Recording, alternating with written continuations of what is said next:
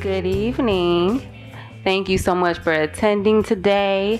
The Cleveland Community Police Commission occurring at the Huff Library on what's today's date? The date is the 23rd. On August 23rd, 2023 will come to order at 6:01 p.m. I think that's Stephanie House. So we shortly will have the councilwoman of this ward.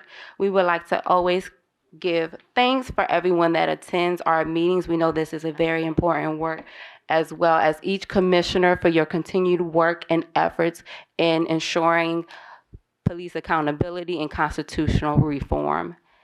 In a few brief minutes, we will have Councilwoman House to give a brief introduction.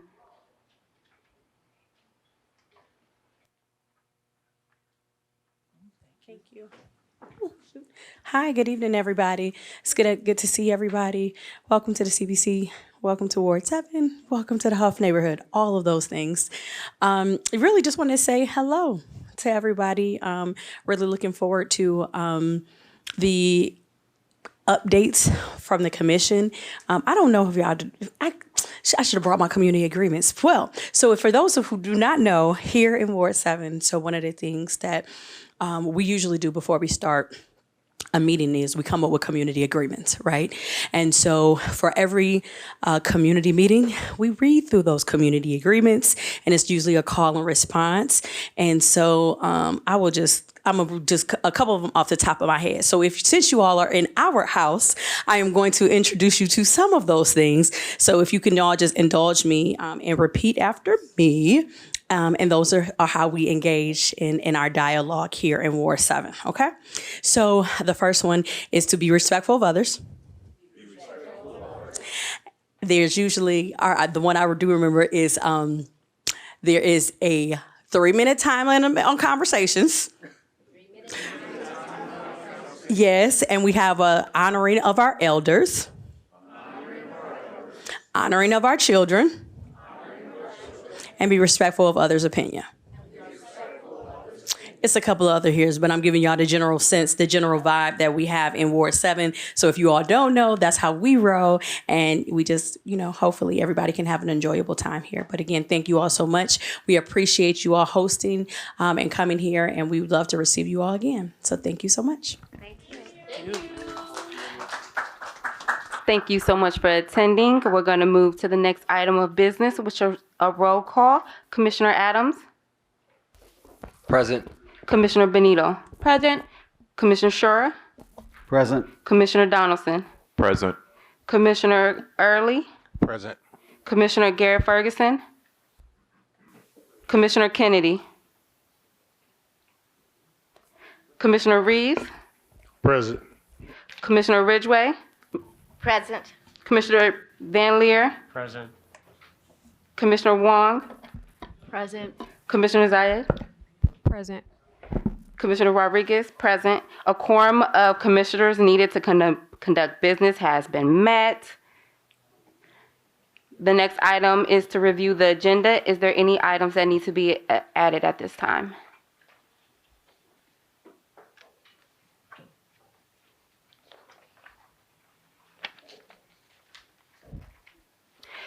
Hence none. We're going to move the agenda to be read.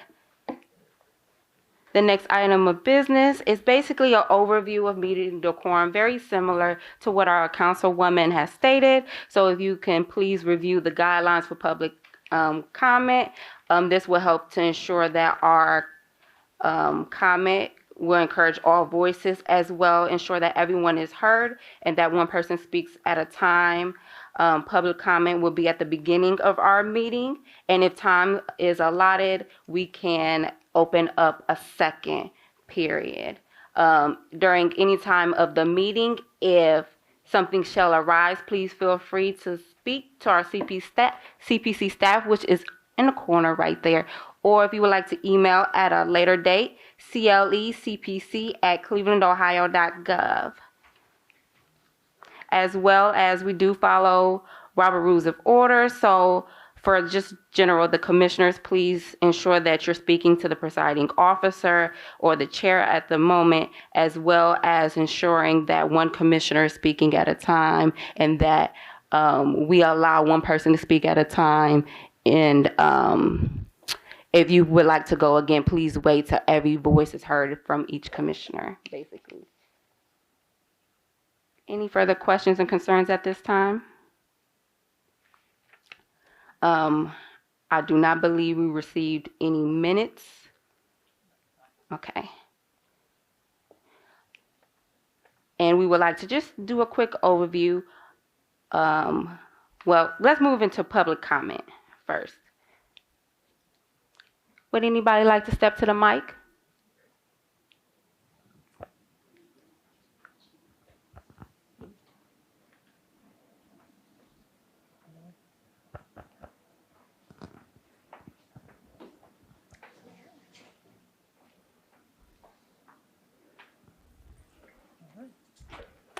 Any comments that would like to be displayed going twice?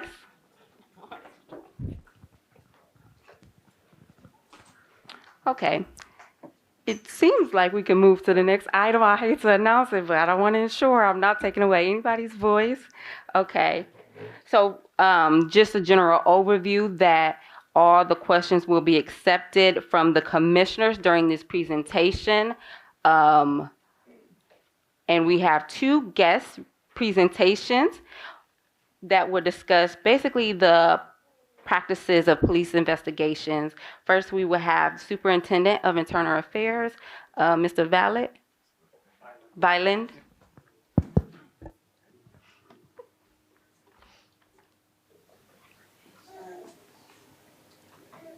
Good evening, everybody. Good evening.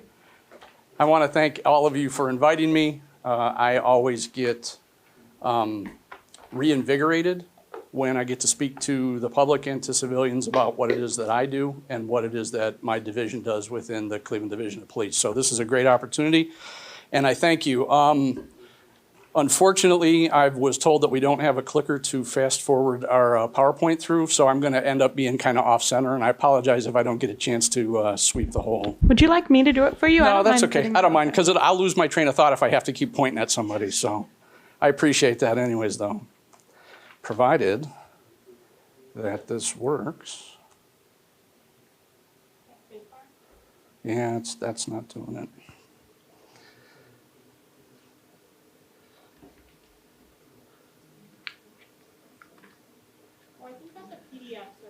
Yeah, so that's not even the PowerPoint. Oh, my. Well, if you don't mind. If you go ahead and scroll down to the first slide. First slide's easy for me. The first slide is just an introduction of who I am. Are you going to be able to get it? Yeah. So my name is Chris Violin. I am currently the Superintendent of Internal Affairs for the Cleveland Division of Police. Relatively new. I was appointed in the middle of last year to fill a vacancy that had been vacant for a period of time and filled with interim, competent interim staff. However, the position is required to be a civilian position, and it took a while for the division to make a permanent appointment, so that's me. I came to law enforcement early in my life. I have 32 years of experience as a suburban police officer, and the last 10 years of which was as the chief of police of a local Cuyahoga County suburb. So the vast majority of my career was active law enforcement. I retired in 2019, was proud to have been appointed the first Inspector General for the Cleveland Division of Police, first civilian Inspector General. And I did that in 2019, 2020, 2021. Prior to that, I was also proud to have been appointed by then Governor Kasich as the director of the Cuyahoga County Mortgage Fraud Task Force. And subsequently, many years later, I was appointed by Governor DeWine as a member of the Ohio Organized Crime Investigations Commission. So I've had 2 gubernatorial appointments on my path to where I am today. And most recently, before I was appointed to this position, I served as the sheriff in Cuyahoga County. So 2021 and 2022, 2020, 21, and 22, I served as Cuyahoga County Sheriff. So that's me. If you go ahead and scroll up. My staff in Internal Affairs is just 7 investigators. I have 7 investigators with a supervisor and 1 administrative assistant. So you will see when my friend Administrator Perez gets an opportunity to show you his organizational chart, I'm very jealous at some of the things that he has that I don't have. But these are very good and competent investigators. One of the things that you'll notice is that all of the investigators have the rank of sergeant. And the reason for that is the way the policies are drafted in the division. A supervisory officer has to be the one who prefers formal disciplinary charges against a member. So it has to be a supervisor, and so therefore all of our investigators are sergeants. The way that Internal Affairs rests in the division's organizational chart is we are a direct offshoot of the Office of Chief of Police. My direct report is the chief himself. According to the settlement agreement with the Department of Justice, the head of the Internal Affairs unit has to be a qualified civilian. So I am not a sworn law enforcement officer with the division. I am a civilian staff member like any administrative staff would be. And I am not a former member of the Cleveland Division of Police Law Enforcement. So that's how I fill that role. And again, I report directly to the Chief of Police. The functions of Internal Affairs are fairly obvious, but I'll go over them really quickly. We conduct objective, comprehensive, timely investigations of what's termed serious officer misconduct that's either criminal or administrative. And we serve as also the home of the Force Investigation Team. And the Force Investigation Team is the group of unit members and division members that respond to all level 3 uses of force, which we'll talk about a little bit later. And any other assignments as directed by the Chief of Police. So we receive miscellaneous assignments at his request or at the Director of Public Safety's request. So I do want to tell you what Internal Affairs does not do, because oftentimes there is confusion there. So there's a couple of things here that we want to make sure everybody understands. The scheme of investigating officer misconduct, because it includes the Officer Professional Standards, is that external complaints of misconduct are not generally investigated by Internal Affairs. They are generally routed through the Officer Professional Standards, which is actually, in my opinion, a good thing. I think you get a more objective and better set of eyes on it at the front end. Where Internal Affairs would step in is for what we term serious officer misconduct or criminal behavior. There are other investigations that we may not handle within Internal Affairs because they are the type of investigations that have to be consistently handled throughout the bureaucracy of the city so that all city units and divisions handle things the same. For example, violence in the workplace complaints, sexual harassment complaints, EEOC violations, ADA violations. Those are things that the Division of Police itself can't do separately and silo itself, because if our conclusions are different than, say, the Division of Public Works or the Water Department, if we start having distinct differences with how those cases are handled, then we're showing disparate treatment throughout the city, and nobody wants to do that. So there's a lot of these types of investigations that will be handled by other agencies in the city, generally the Human Resources Department. That doesn't mean that we don't participate. It doesn't mean that we won't run a parallel investigation, but the primary investigation we will generally cede. Another source of complaints that we get is referrals from the Office of Professional Standards. So, as I said, most external complaints that are generated by the civilians, the businesses, the people of the city that we serve are going to funnel through the Office of Professional Standards. What happens, though, is that the investigators at the Office of Professional Standards are not law enforcement officers. They're not police. So they don't have any authority to investigate criminal offenses. Because of that, if they receive a complaint that looks like there's an aspect of that complaint that might be criminal for some reason. And the easiest one I can think of is if somebody comes in and complains that money was stolen out of my car during a tow, okay? Well, that's a theft offense. There's a crime involved. So then if OPS received that complaint, they would refer that to Internal Affairs so that we would do the criminal investigation. However, what happens in those cases is that once we finish the criminal investigation, whatever that is, whether we charge somebody or we find that there's not sufficient evidence to support a criminal charge, we then will refer that case back to OPS so that they could finish up with the administrative investigation and determine whether or not there's any policy violations or any administrative discipline that they think is appropriate. One of the things that I think is important that people understand, many people don't, is that when you work for a government agency and you are accused of misconduct of some kind, the employer has a right to demand that you answer questions that are narrowly tailored and specifically related to the conduct in question.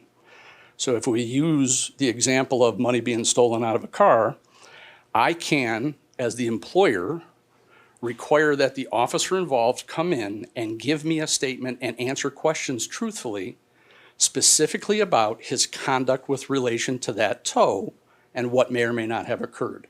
I have the right to do that. And that employee, by virtue of the fact that we employ them, must answer truthfully. They must answer, and they must answer truthfully. Now, if you think about it, that's great from an employer standpoint. But from an employee standpoint, it may be a violation of that person's Fifth Amendment rights. Because under the Fifth Amendment, you are not required to be a witness against yourself. That's basic constitutional law. So what happens is there is a case, and I think the case will come up next, Garrity versus New Jersey, where the trade-off has been that if we as an employer are going to force an employee to answer those narrowly tailored, specifically related questions, that whatever those answers are and whatever comes out of that interview cannot be used against the employee criminally. So we think that's fair. That's been case law for decades now. But what that does is, especially with the limited, as I said, I have 7 investigators, what that does is it really limits how we investigate cases, because the person who's investigating administratively, who would have access to the information on a compelled interview, cannot share any of that information, and that information cannot be known by the person who's investigating the criminal aspects.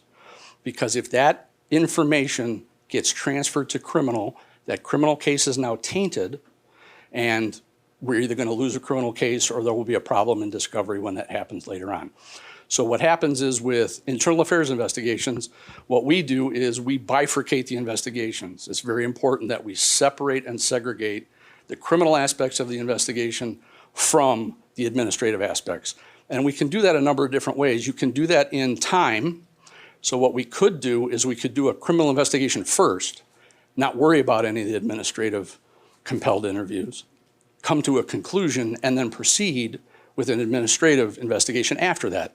There's no chance of information tainting anything at that point. But what that does, unfortunately, is that extends the time of an investigation.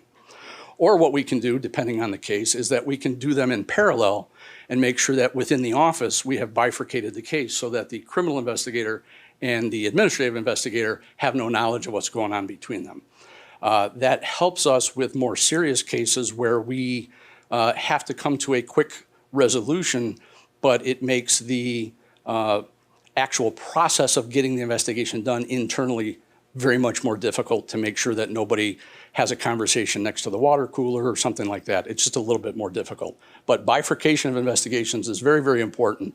It's something that many people don't know about with internal affairs investigations. Virtually every investigation we do is mixed, administrative and criminal. The criminal investigation in some cases is simply a question of whether or not an officer is derelict in his duty. There is a criminal statute in the state of Ohio, dereliction of duty, and oftentimes if we're looking at administrative misconduct, we also want to make sure that that's not a dereliction of duty, is also not a criminal possible charge. So the vast majority of our cases, 99% if not more, are mixed, administrative and criminal. One of the other things that we don't do, just so everybody understands, is we don't investigate members who are no longer with the division. But that's not to say we don't investigate them. It just means that we only have limited amounts of things that we can do. So once you leave the service, I can't compel you anymore to come in and answer questions under Garrity because you no longer work for me. What I can do is I can continue the criminal investigation. If there's a reason to charge a person criminally, we will follow through all the way to the end with a criminal review. With regards to an administrative investigation, that person is no longer an employee, so you can no longer discipline them either. But what we do is we complete the investigations, we come to a finding, we make sure that all that stuff is documented in the personnel files so that A, if somebody does a public record request, that information is always available, and B, if that person should ever seek reemployment, that information is also available to the city. As I said, one of the other functions of Internal Affairs right now is that we house the Force Investigation Team. Force Investigation Team is actually the I guess, the home of the FIT, but it comprises members of the homicide unit, the crime scene unit, records unit, OPS has representatives, and the training academy unit all have participation in investigating higher level uses of force. And when we talk about higher level uses of force, they're very specifically defined in policy. Number one, and the most important one, is any use of deadly force regardless of whether or not there is a death. So if an officer shoots his firearm as a use of force and doesn't hit anything, that is still a deadly force, use of force investigation. That is still something that the force investigation team comes out to investigate. Anytime that there's serious physical harm that results in or is likely to result in death or hospital admission, we come out to those. Death of any person in custody. So recently, end of last year, we had a situation where it appears that a subject ingested a lot of illegal substances on his way to jail to try to not get caught. And when he got to the booking area, he passed out, overdosed, and unfortunately is deceased. That was a death of a person that was in our custody at the time.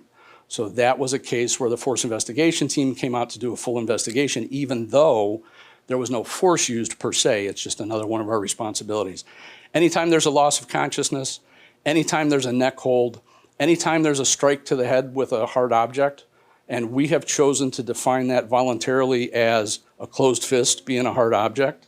So anytime there's a strike to the head with a hard object, any criminal misconduct at all involved in the use of force, multiple applications of the taser, and interestingly, a lot of lower level uses of force on a handcuffed subject.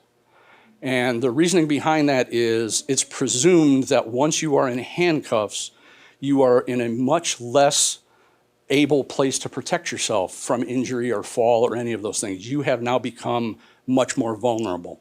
So once a person is handcuffed, an even lower level of force that happens will be investigated by the force investigation team. We also respond to critical firearms discharges that don't have anything to do with use of force on a person. So we will do accidental discharges of firearms. We will do the discharge of a firearm at an animal that's not just for euthanasia purposes. We also do uses of deadly force by outside agencies. So if a neighboring agency chases a subject into the city of Cleveland and there's a confrontation and there is a use of deadly force, then that's something that the Cleveland Force Investigation Team would go out to investigate. Recently, we had a situation where there's an allegation that an outside agency chased somebody into the city and intentionally struck them with a motor vehicle to try to get them to stop from fleeing. Well, striking somebody with a motor vehicle is a use of deadly force, and so the Force Investigation Team is in the process of investigating that. And again, FIT investigations are also required to be bifurcated, just like a regular IA investigation.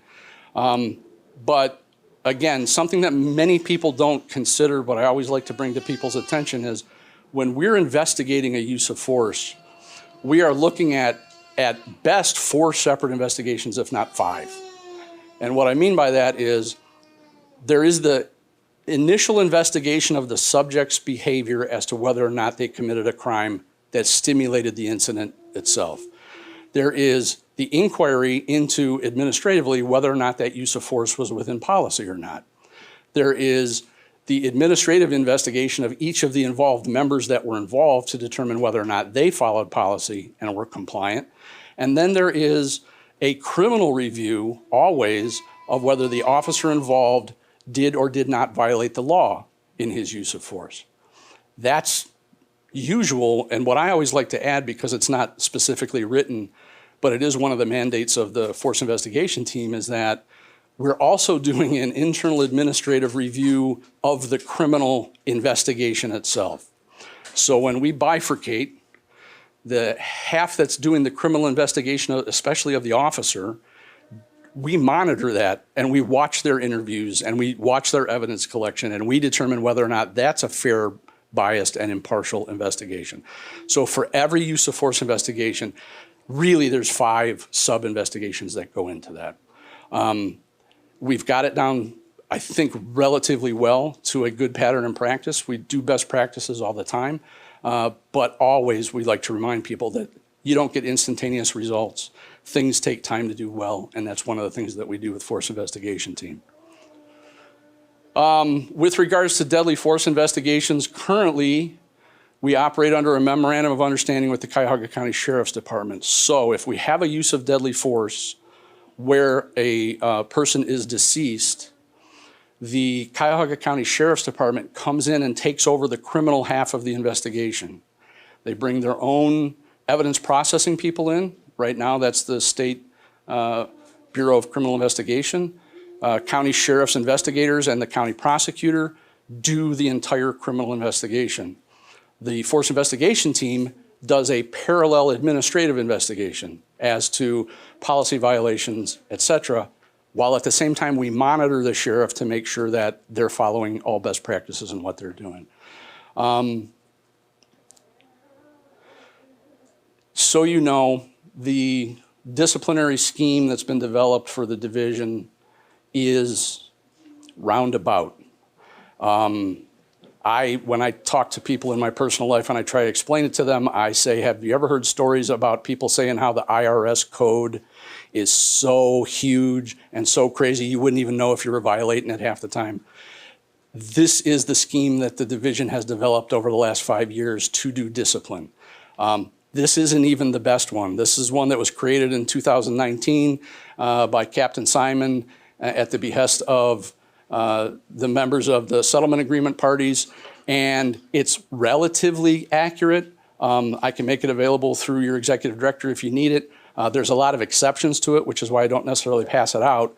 But I do want you to get a sense of, depending on where the complaint comes from, depending on where the complaint is forwarded to, depending on whether it's administrative or criminal or both, the path that that complaint has to get through before it gets to active discipline sometimes is very confusing. And it's almost as if we have to pull out the textbook every time a case comes in and just check the check marks and make sure we're doing it down the right path. I don't have anything further. I will make myself available for questions. I know that I may be eating into Administrator Perez's time. What I will do is, if you guys don't mind, I'll answer anything that you want. Or if you prefer, I'll let Administrator Perez go and I will hang around and we could both answer questions about discipline when he's done. So I will leave that to your discretion, but I'll be here as well, so.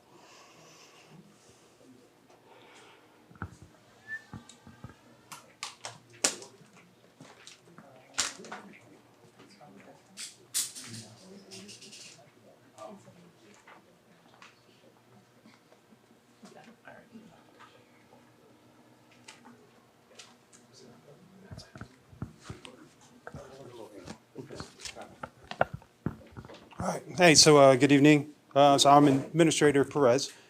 It's a pleasure actually being here. I know that there has been, I think I've been on ground for only 90 days. So I'm coming up on my 4th month. And I know you guys have been on ground a lot longer. And so what's, 90 days to me probably seems like an eternity to you guys, not having me up here. You guys are actually my first public speaking engagement. So thank you for allowing me to be able to break this out and be able to do this. And thank you for everyone who's actually who's shown up today. I want to speak to you guys about the Office of Professional Standards. And before we get into it, we're going to focus on the Office of Professional Standards and the processes and the structure. And we're really going to talk about getting back into taking care of people. That's really what this is all about. And that's what this agency is actually built on, is taking care of people. And I think at some point in time, the administrators and the senior investigators and the investigators before I ever came here tried doing the best that they could with what they had. As you know, with the charter, things evolved each year. So I can't tell you what 2014 or 2015 looked like, or 2016. And it is not for me to ever pass blame to somebody else. I can just tell you where we're at today and where we're going to go from today moving forward. But I want you guys all to know I will always give them credit because what's standing there today is what they actually built. And so I really do appreciate all that work, even though I haven't met most of them that were there. Next slide, please, Chris.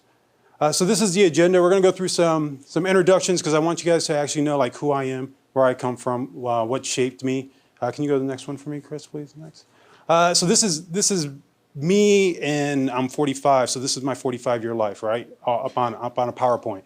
And this is my family. So I come from a very blended, multicultural family. My father was Hispanic, first generation out of Puerto Rico. I moved to Chicago with my uncle and my Aunt Gladys. And that's where they found my mom, out of Ohio. And that's where everything kind of started. From there, I moved to Ohio.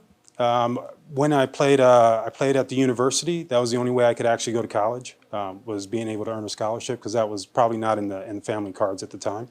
And then from there, I joined the military. And what I will tell you is that throughout my whole life, it's all about communities. Whether I've been deployed, whether I've been in combat, whether I've been on peacetime, whether I've just been back here in the States, whether Korea, Germany, Saudi Arabia, it's all about the communities. There's so many things that you can learn from them. And no matter how bad the times are, there's a love, appreciation, and like an empathy you have when you're all going through kind of the same thing. And it takes a lot to be able to build that resiliency and build that understanding. And so when I retired from the military with 22 years, it was important to come back here because there's a lot that I have that I feel can shape and influence where Cleveland's trying to go. And that's going to be seen in the direction that we're going to go with OPS. So next slide, please. So this is the police oversight structure. As you can see, there's a lot of entities that are out there that have oversight. But I'm just going to focus on the piece that's circled because that's what I'm here for. There's a lot of talented professionals that are the leads of those other agencies and organizations, and I do not want to take away from their ability to be able to come here and present in front of you and the community and explain, you know, the greatness and the things that they're doing within those agencies. And I wouldn't do them the honor, right, speaking on their agencies. So I'm going to let them do that, but I'm just going to speak on the Office of Professional Standards. Okay. So next slide, please. These are the references. When I got here 90 days before I even came, I did a lot of reading because I really wanted to understand the foundation of where we were at and where we actually needed to go. And nothing was, if I've learned anything from the military, is when I came in as a lieutenant, I was hot, aggressive, like I wanted to get after things. And I didn't care how, I just wanted outcomes and achievements. And then as I matured, evolved, and the Army put in a bunch of leadership developments and a bunch of barriers and things in front of me that I had to overcome, I started to realize that I want to be the turtle. I don't want to be the rabbit, right? I want to take it slow. I want to build things that last. And I want to make sure that we're investing in people. Yeah, because the moment that the community doesn't feel like they're invested in, the moment your investigators don't feel like they're being invested in, people kind of just turn the switch and they kind of walk away.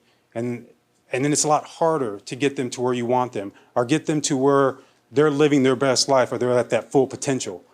So, you know, I'm going to tell you that we're going to take it slow at OPS. We've got some things that we're looking at. We got some things that we're going to move forward with.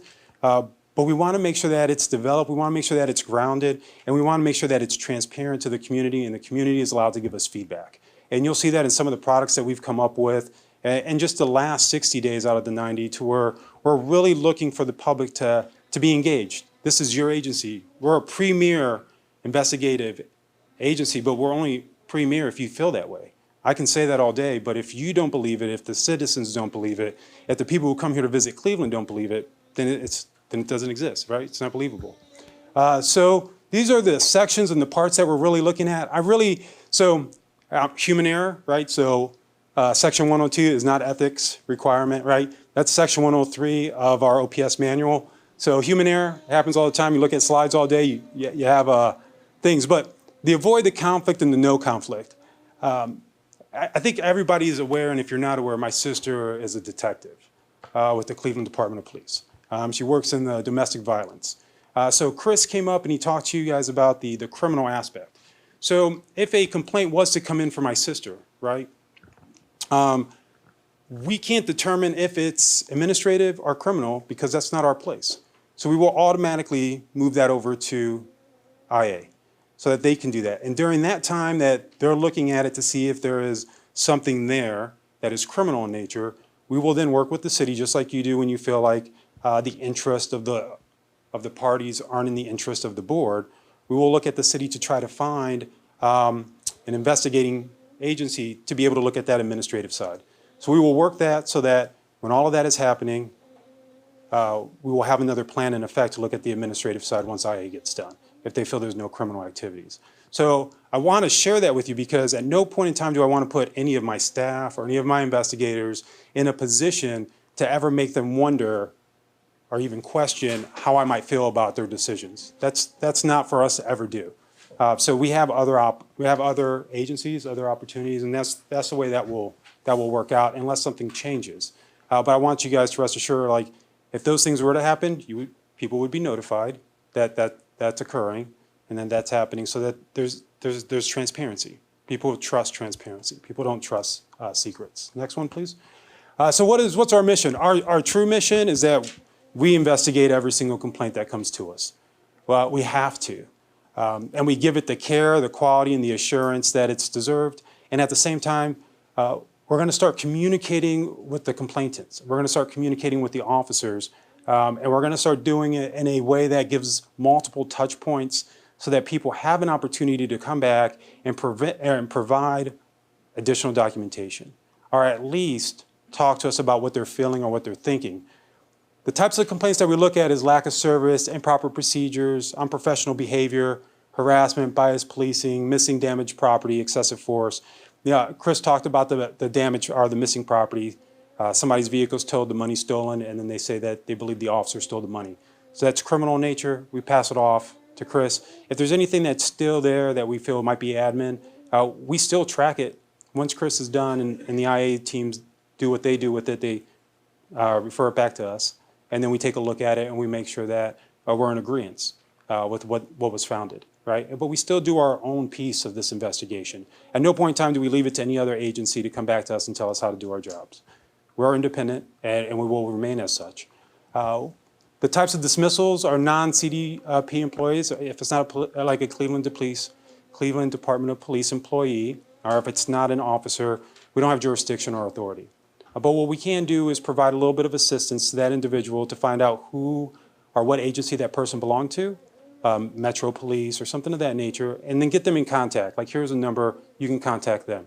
If you were able to watch, or you had the opportunity to see our CPRB meeting on Tuesday, one of our last slides was a slide that just had the Highway Patrol's information and the Sheriff County's information, in case anyone had a complaint that they wanted to make from those people, because we're trying to create those partnerships here in Cleveland. And as people are trying to create partnerships and bring in more types of policing into the city, we have to take more care to ensure that our citizens and those that are visiting aren't being abused and aren't going through something and not knowing where to go for that information. So we're trying to communicate that information out. Our three big functions is investigations, assistance, and teach and train, right?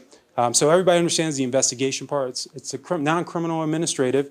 When we look at the assistance part, it's really trying to assist people, whether it's a public records request, a person might have had their vehicle towed, and now we're going to assist them with how they recover their vehicle from that impound lot.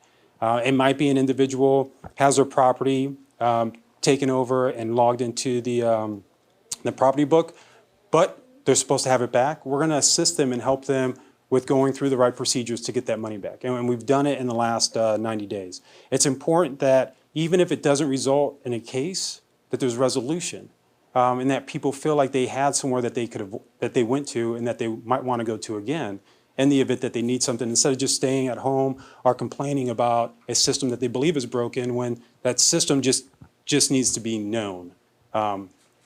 So next slide, please. So this is our task org. Chris said he was jealous of it. Don't be jealous of it. What's not in color is unavailables, right? So individuals that might be on leave, or individuals that have other things that have taken them out of the office, personal, medical, you name it, aren't up there. We have 2 investigators that just came in, so they're in processing. So they're trying to learn the system. They're still trying to get access to their computer, there's a lot of things that we're trying to do with them. We created an onboarding schedule that's 3 weeks long. So those individuals just won't be available to actually do investigations until probably September 1st. Abby O'Neill's our general manager. She just came in. She's a native of Cleveland. Came out of, she went to California for a different job and then wanted to come back because this is a place she wanted to finish up her career. And we actually were able to snag her up, which was great. So we have the permanent structure that we need. The Human Resource Department in the city has been great at assisting us with fills. When I got here, I heard all kinds of horror stories. You can't hire anybody. You can't bring anybody in. And what people fail to understand is me as the administrator, I don't hire anyone. That's the CPRB. So the CPRB nominates, they approve, and they're the ones that hire the investigators and the staff. The only thing that we do is we go through NeoGov, we go through the systems and the platforms, and we do all the vetting, some of the interviews, they do some, and then we package that stuff up, we present it to them, and they're the ones that actually make those selections. But the city has been really great. 90 days, we've already hired 3 people. We have 1 more coming in. We should have had a total of 7, but as you guys know, the process, some people don't want to wait a month to work. And it's understandable. And so some people dropped off after accepting. So we had an individual that it was our senior who dropped off. He took another job, and then we lost 3 investigators who just took other jobs in the process. Next one, please. OPS touch points. So a lot of time, since I've been here, people will keep asking about this OPS manual. Where's the new OPS manual? You guys don't have a manual. We have a manual. And there's a lot of good stuff in that manual that outline what the OPS touchpoints is that is probably completely foreign and unknown to most people that have filed a complaint.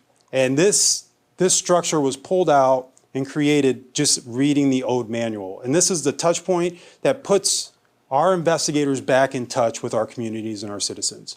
So a complaint is received. Once that complaint's received, it goes through our intake, it comes to me. Once it gets to me, I have 1 to 3 days. I do a preliminary analysis and investigation, and I do a memo off of it that kind of gives a plan of action to the investigators. But I make contact, I verify all the name, the address, telephone numbers, emails, and then myself and the complainant, we have a conversation, and they help me to understand what the situation was.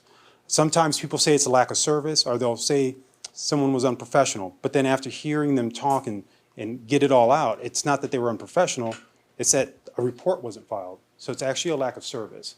But it's having that time to talk, to one, let them talk and allow them to have their piece and to say everything, and then to sit there and take all their copious notes for them and then spit it back to them and allow them to come up with the decisions on how we go forward. Because they're all very bright people that call for the most part, right? I mean, and they understand once we have that dialogue, they understand what they want and how they want to go forward on things. So once that's done, I send that over to my senior, which is Vince Finari. Vince assigns it over to one of the investigators. The investigators have 5 days. 5 days to call that individual and let them know that they are the investigator. This is your OPS number. This is what their caseload looks like in case the investigator has a large caseload, because they need to start developing expectations on when they're going to be able to get to that investigation for that individual.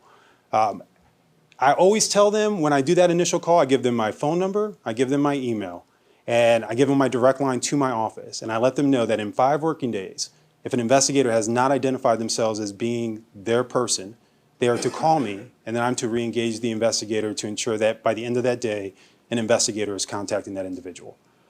Since we have implemented this, I have not had any phone calls saying that, hey, an investigator hasn't reached out to me. Our investigators are doing what they're supposed to because it's structured and it's a process and they understand it.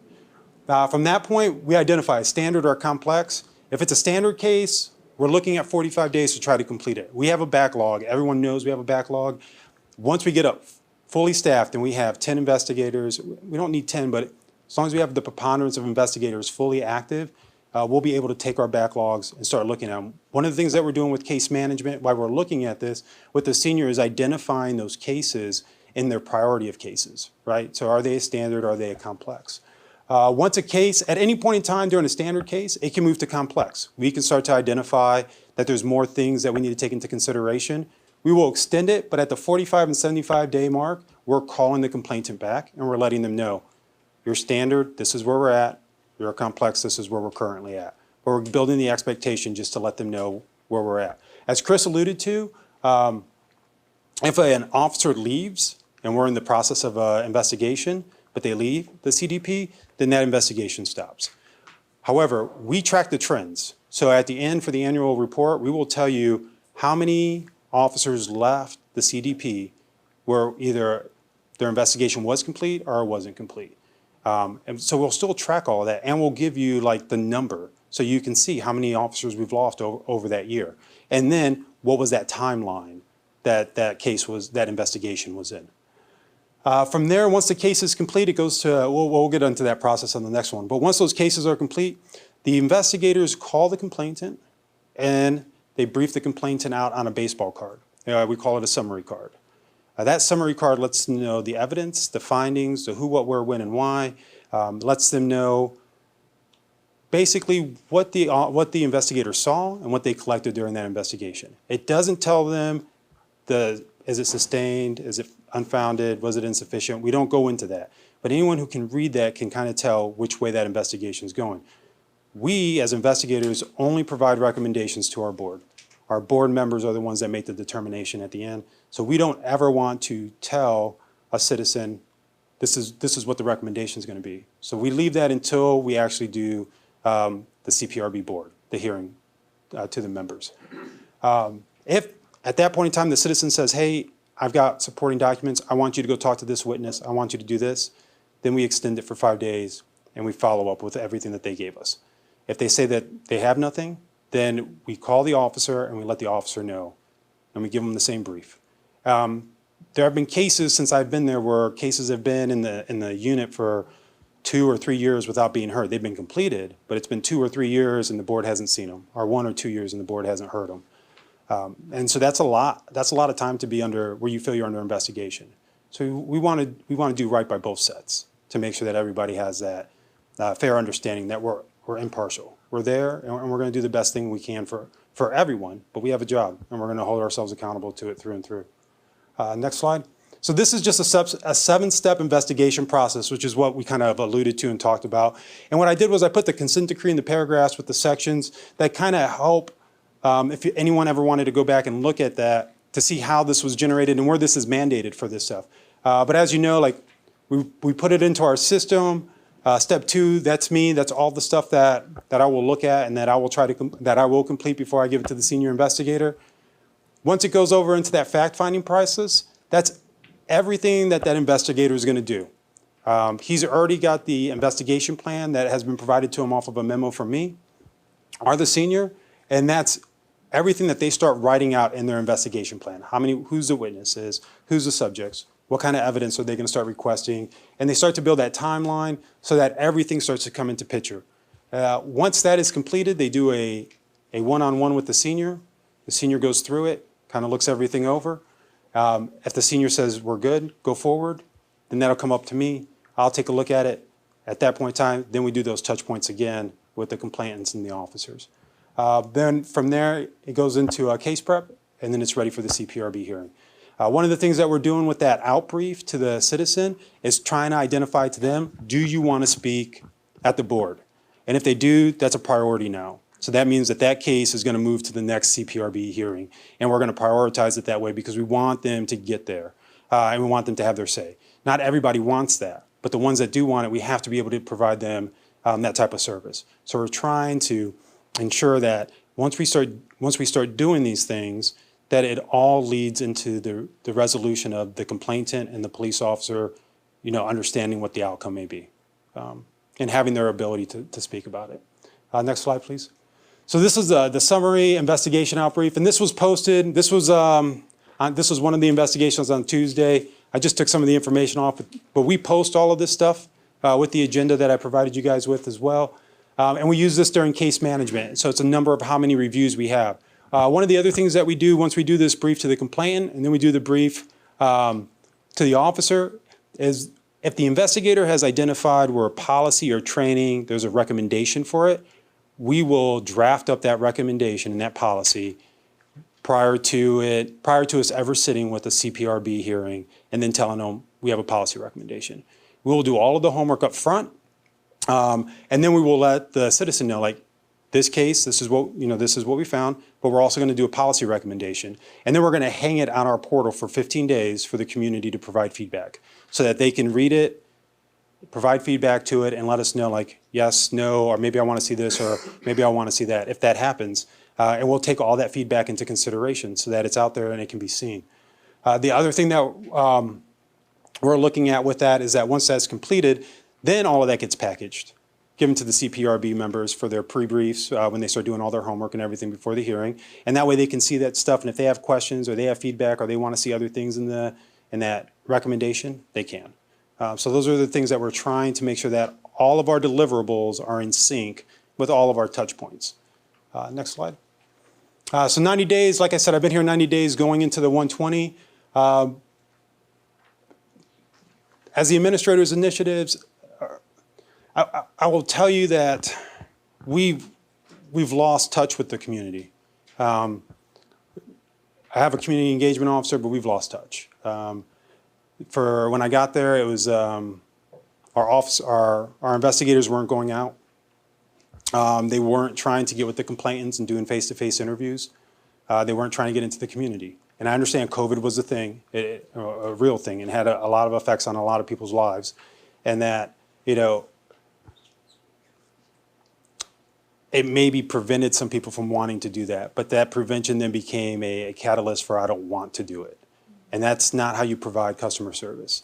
The way we provide customer service is by knowing people, by understanding who they are, by having an individual call us and knowing their first name and being able to say, I don't need your OPS number. Mr. Douglas, I know who you are. I'm very familiar with your case. That's when people start to understand and have buy-in into what we do. And the same thing with police officers. We owe everyone a better service at the end of the day. It's what you guys brought us here to do. It's why you built OPS. When I'm looking at my assessment of OPS, we definitely have a lot of shortfalls. When you talk about training and development, it has been absent. And it was absent because the caseloads were so large and there wasn't a huge staff.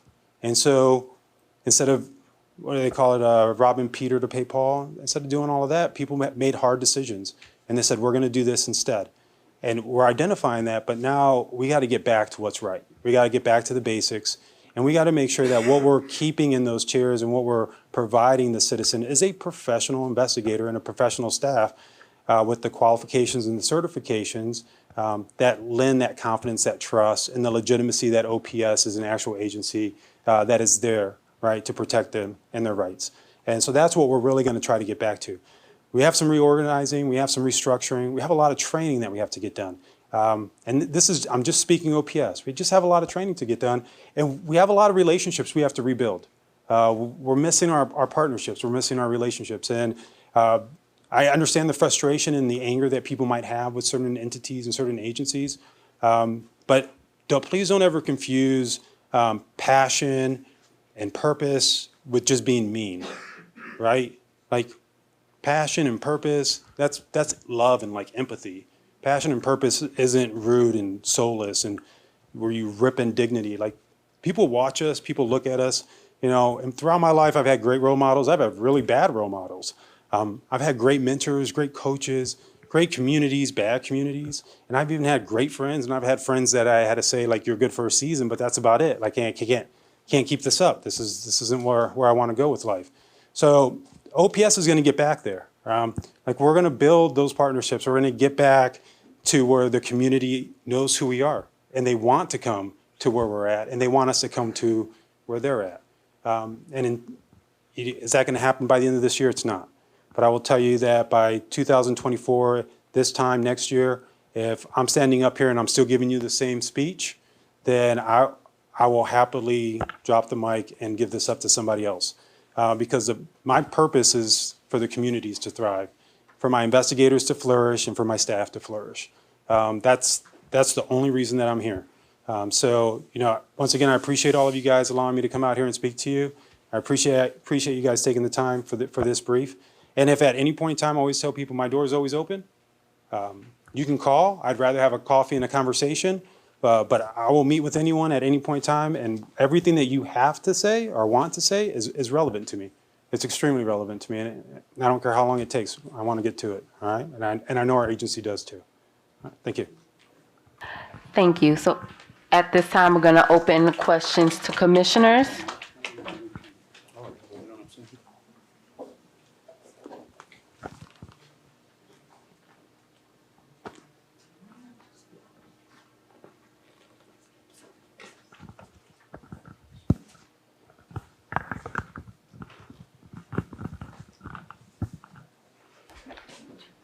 Commissioner Scherer. Yeah, Mr. Perez, do you guys have vehicles assigned to OPS?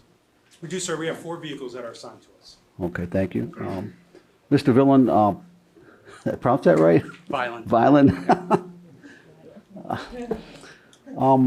What about inspections? Is there still an inspection unit? Inspections is still an active unit in the Bureau of Compliance. And Now, are you splitting when you have a criminal investigation and the administrative is the inspections more or less doing the administrative to keep it totally separate? Inspections is a totally separate unit, and they don't have any connections with internal affairs So investigations. your investigators are all in one office? Yes. And each one is doing administrative and one is doing the criminal? Is that what I'm So understanding? what we have done with most cases, because I know where you're going with the question, is we are segregating the investigations by time. So what we're doing is we're I ensuring understand. that I the gotcha. criminal is done first so that there's no tainting of the follow-up administrative. There are cases where we do them parallel, and in those cases, we actually segregate the documents and we ensure that the people who are involved don't have access one side of the room to the other side. Gotcha. Also, if you have a use of deadly force out there, who makes the call whether they're going to be interviewed under Garrity or under their rights as a civilian? I mean, Both.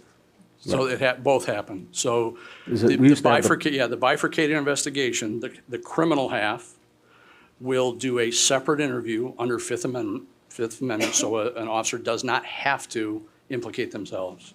It's a voluntary Fifth Amendment interview. But at the same time, the non-criminal investigators, and in the use of deadly force, the criminal investigators is the homicide unit.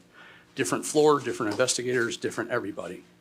The administrative is done by internal affairs. You guys oversee, they always did the heavy lifting, homicide unit. Well, Internal Affairs would monitor and make sure that the investigation was done correctly and everything was followed correctly. yes, except for the fact that all of the disciplinary specifications come through us, Right. even something that comes out. It's always homicide. been that way. And you report directly to the chief? Yes, sir. And who makes the call whether it's going to be, prosecuted or not? Is a prosecutor come in at any time? When, in the old days, we had a prosecutor respond right to the scene of a shooting, and they would make the call whether the officer would be interviewed under Miranda or Garrity. I'm just wondering who makes the call? So right now, in a use of deadly force situation, the county prosecutor is immediately involved by phone, so it's actually Prosecutor O'Malley. And for the most part, they are assigning special prosecutors, making motions right away in court to have a prosecutor that's not housed in Cuyahoga County Prosecutor's Office be the prosecutor. And since generally those people come from Columbus or from BCI, Attorney General's Office, they're not an immediate scene response, but they are part of it Okay. from the initial. Any other questions? Commissioner Garrett Ferguson. So I guess this question would be more for OPS. So after, on that previous slide, after the case is closed and it goes to CPRB, do you all make the recommendations with the disciplinary action you make those recommendations and send them over, or do they then meet once the case is closed, go through all of the findings like is in this, and then they pull up the disciplinary matrix and they figure it out? How does that process work? So that's part of the CPRB's mandate, is to use the groups and the violations, right? The disciplinary matrix is what they use. So when we get done, we do the whole summary with the complainants and everything, and then once we've got everything finalized and complete, then we go ahead and we put our recommendations on those cards that we send with the rest of the investigative package, right? So those summary cards are used in a multitude of different ways, but it's really to help shape and focus our CPRB members on the information to look at. But they look at everything, right? And so at the very end, they might depart from something that we say as a recommendation. We don't have any control of that. That board will meet in live forum. They'll have discussions like they have, and sometimes they'll come up with something different. I know in one of our meetings, I think on the 8th of August, it was an unfounded on one specification, but then they brought another specification, and it was the same as an individual felt that that the police were unprofessional, but then the board found them to have not provided a lack of service.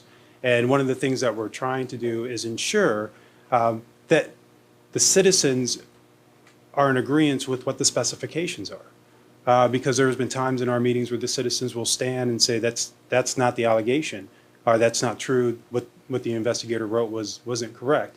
By having that final piece, that final touch point with them, it's to validate. This is what we're looking at. These are the allegations we came up with. Do you have any questions? Do you have any concerns? Do you not agree with this? Let's have that conversation. Let's have that talk.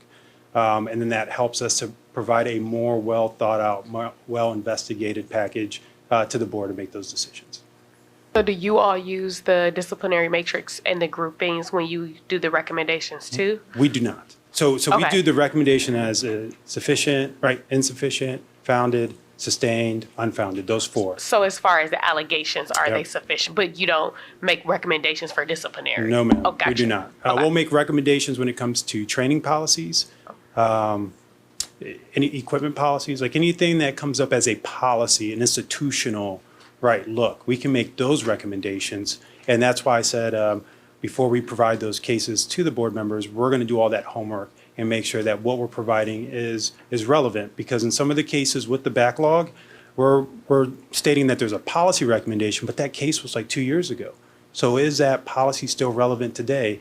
And by not doing the work up front, I can't answer that.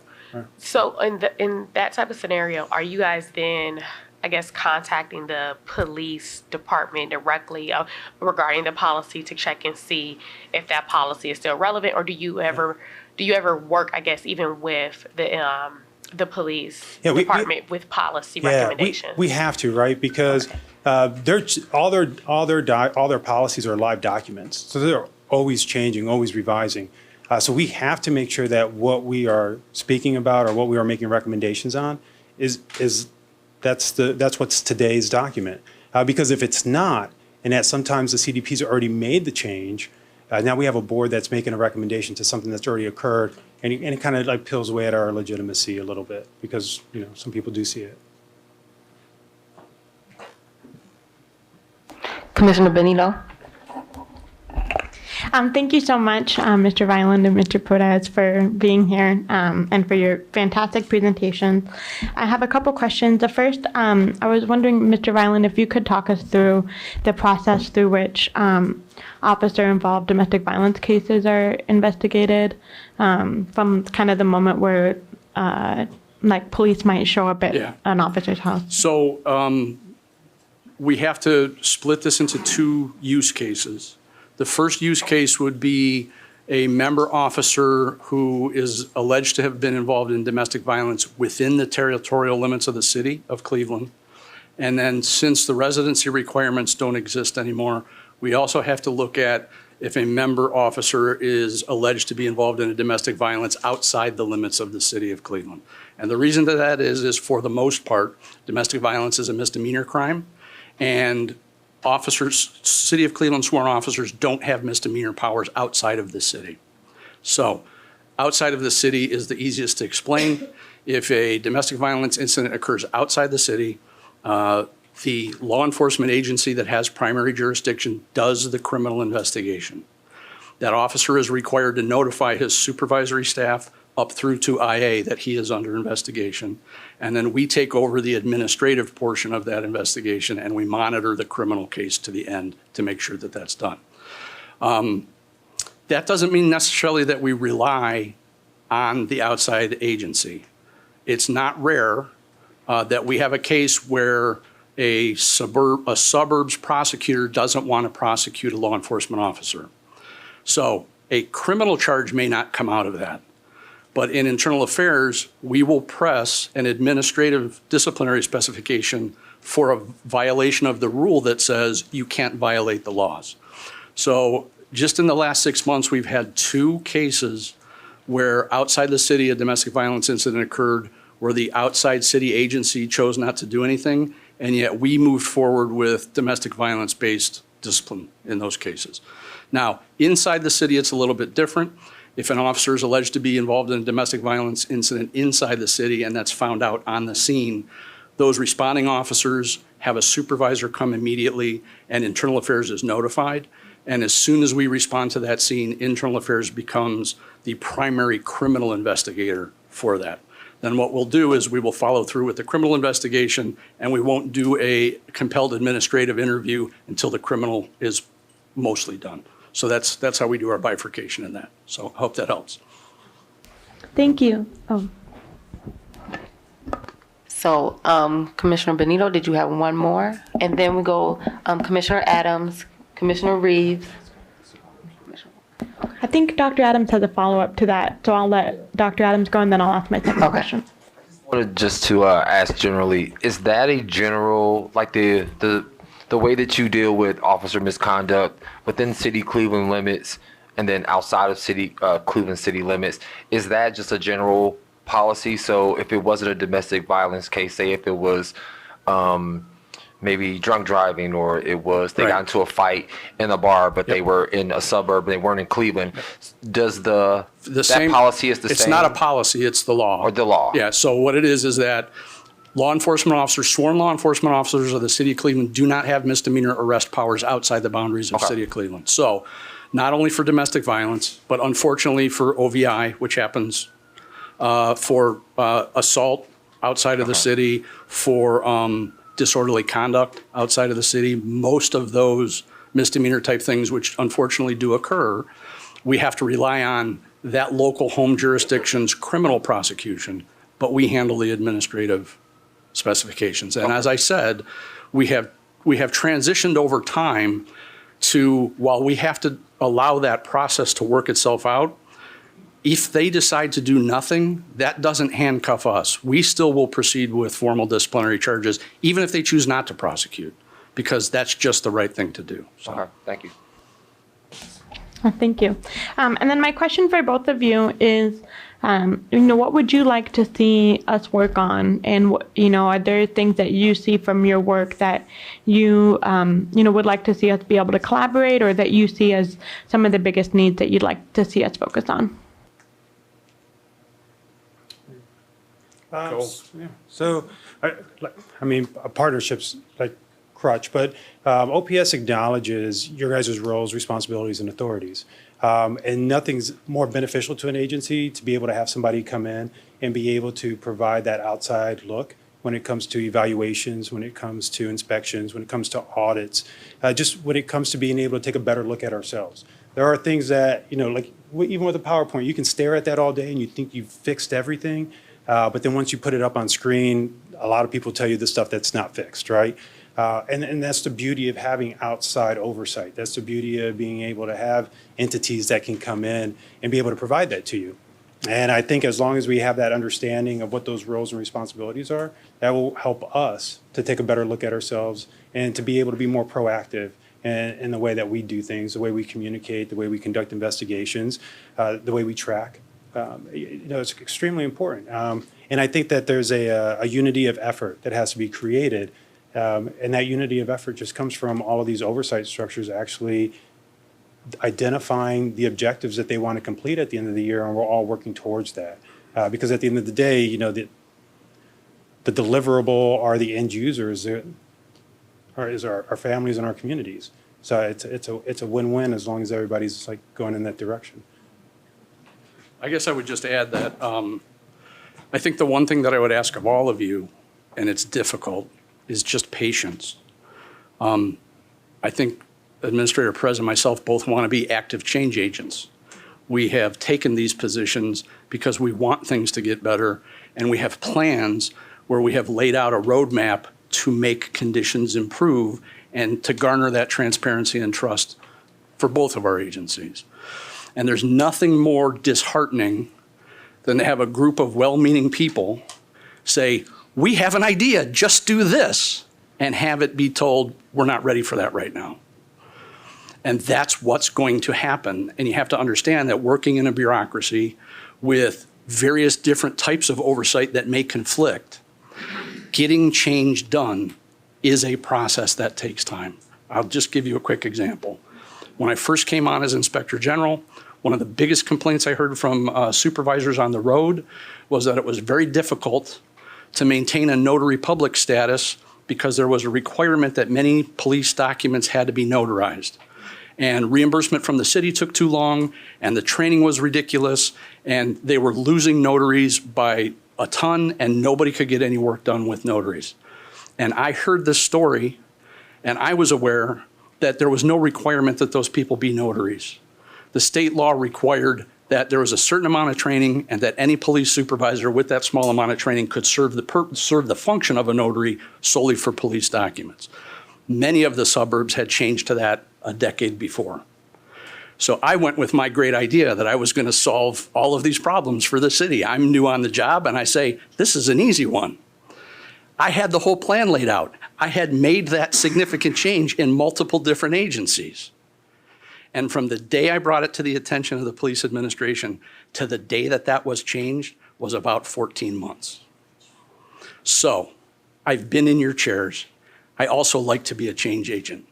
I just ask that you understand the network of things that are involved in change, especially in police oversight. And if you feel at any point in time that you're being ignored, that's more a process thing than a philosophy thing. Director Goodrick and myself have had many conversations where his presentation is what a great resource you could be. And I agree 1,000%, and we don't ever want to lose that.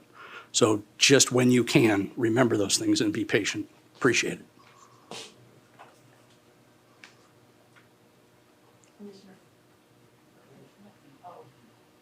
Commissioner Reeves, I'm sorry, I forgot who's next. I'm trying to, oh, you don't have anything? Did I skip Commissioner Adams? Or, okay, Commissioner Wong, I'm sorry. Hi, Mr. Violin, Mr. Perez. I just have a series of questions from, according to the 12th Annual Monitors Report. Mr. Violin, if I could start with you. There seemed, and I know both of you are new to the job, so in Mr. Violin, your kind of compliance paragraphs are 177 through 192. There seems to be quite, there seems to be quite a bit of non-compliance and partial compliance and operational compliance. Is there any update since March 2023 that you would like to comment on from the monitors report? So what I will say is this. The compliance process tends to be relatively reflective because it requires an auditing portion of the process. And when people who are in charge of compliance audit you, they are necessarily looking at what has happened in the past. So what I can tell you is that, yes, there are compliance issues with partial and operational compliance in the semi-annual report. However, many of the things that are being reported are not the way that we currently do business. It's just that the monitoring team, with the resources that they have not had an opportunity to come back through and do additional auditing on current practices. So we have made, especially when it comes to force investigations and some other things, we have made significant changes in daily operations, culturally within the unit and procedurally with how we do things. They just have not gotten to the point where they have been formally audited for compliance at this time. So since you mentioned the force, review board and the force investigations, I believe you were a police inspector general at that point, and there was an issue of a police officer shooting another police officer. And in that report, you made a number of recommendations and Yes. suggestions. Yes. Have those been? Every one of those has been Have been implemented. adopted? Yes, Great. ma'am. With regards to staffing, it says that you had a decrease in your department from 9 to 7. So that's unfortunate, but your caseloads have increased from 126 to 166. Given Yes, this, ma'am, and we're on track in 2023 to To even be more. be at 187 at this so rate. is that arising in any way from the policy that was put down by Calvin Williams and Chief Drummond, preventing officers from reporting other officers to OPS and CPRB? Have you seen? I am unaware that there's a policy that prevents. Yeah. I think that it's an OPS jurisdictional issue that OPS is not to investigate a complaint of one officer to another officer, against another officer. But I would defer to Administrator Perez about that. I don't believe that's a police policy.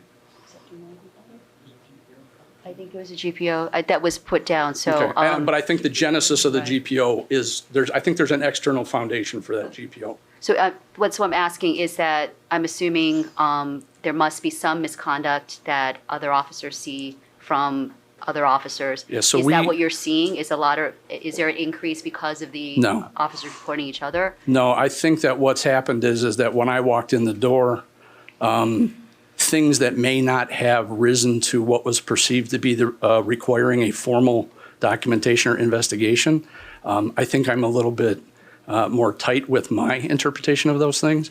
So when things come to me, it is probably more common that I'm assigning those as actual investigations, and that may not have occurred a couple of years ago based upon people's interpretations. Okay, I think that has more to do with me, but. Okay, great. One last question. Sure. You mentioned in your presentation that certain violations are sent to HR. In the monitor's report, they had been tracking 2 internal cases alleging harassment and bias. And this was referred to HR department of the city in 2021. As of the publication of this document from March 2023, they've not received any other updates. Right. So I don't know if you had the opportunity to view or be part of the semi-annual report presentation in front of Judge Oliver, but at that point, I made the presentation directly to the court that we agreed with the monitor that tracking of HR investigations was a failure point for the city, not necessarily for the division because the HR doesn't necessarily answer to the division, but it was important enough to us that in those cases now, we maintain parallel case tracking with an IA case so that they don't get lost, so that they are followed through, and so that what the HR results are, we can stimulate earlier finalization, and then we can incorporate their findings into our casework. Okay, great. And it says, sorry, one last question. It says in the consent decree, the IA investigation should be completed within 30 days. Is that correct? No, it's 60 days unless 60. there's an extension for things that are outside the control of the division. Has that been generally, I know that you're understaffed. Have you been So able to? that is a conversation that we're currently going through with the monitoring team with regards to interpretation of allowable reasons for extension. Okay. There is one specific extension mentioned in the settlement agreement, but it says it's an open-ended clause, and we've interpreted some other things to fit in that clause which would allow extensions.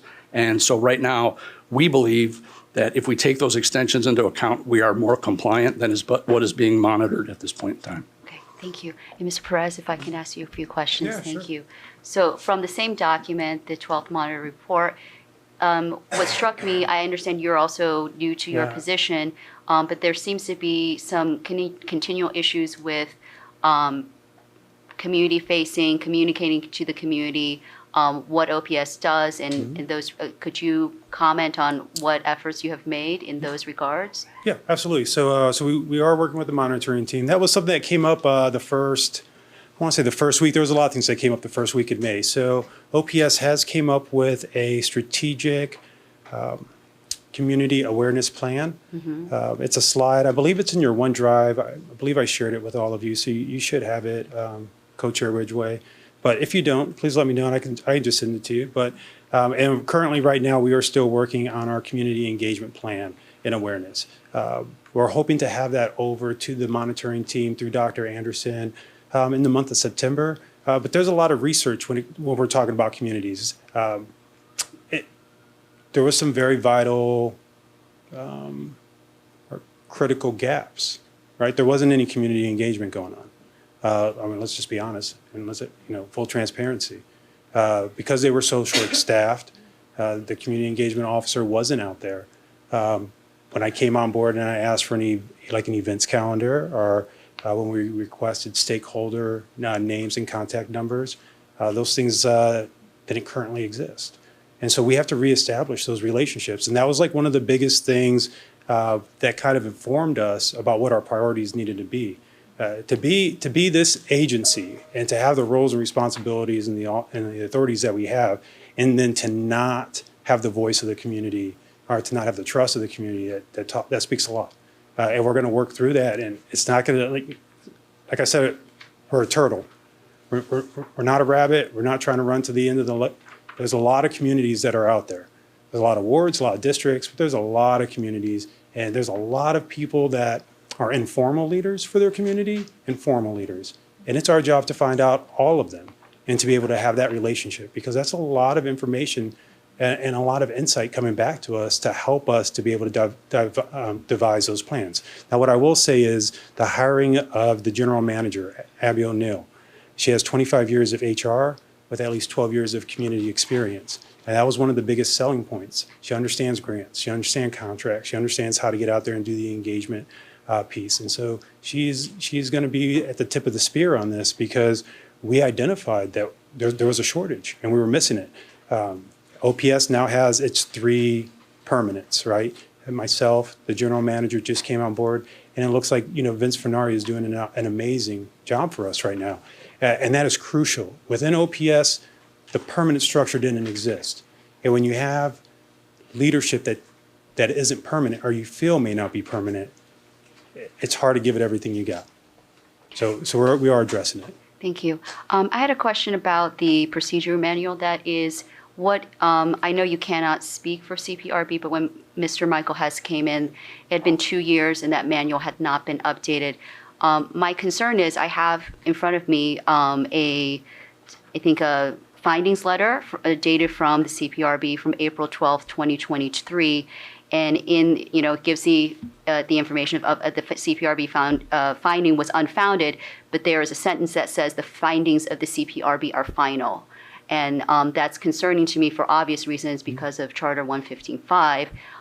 While we are, not necessarily as a board necessarily going to take every single appeal, I just think from a community-facing point of view, this fact, this sentence is not necessarily true. There are other avenues of appeal for the community. Would you mind telling me if you know anything about why this sentence is being included, and what you think should be done about it? I mean, I think you know better about what needs to be done about it from a CPC standpoint.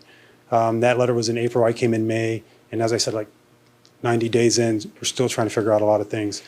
I really can't comment on that. I think if we can get the principals into a room, which is that unity of effort, bringing everybody together and having that dialogue, I think having the right principals in the room for that conversation is the best way to go. Having me say what I believe my opinion should be, that's not appropriate. And I think the citizens and everyone deserves better. And I don't have a good answer.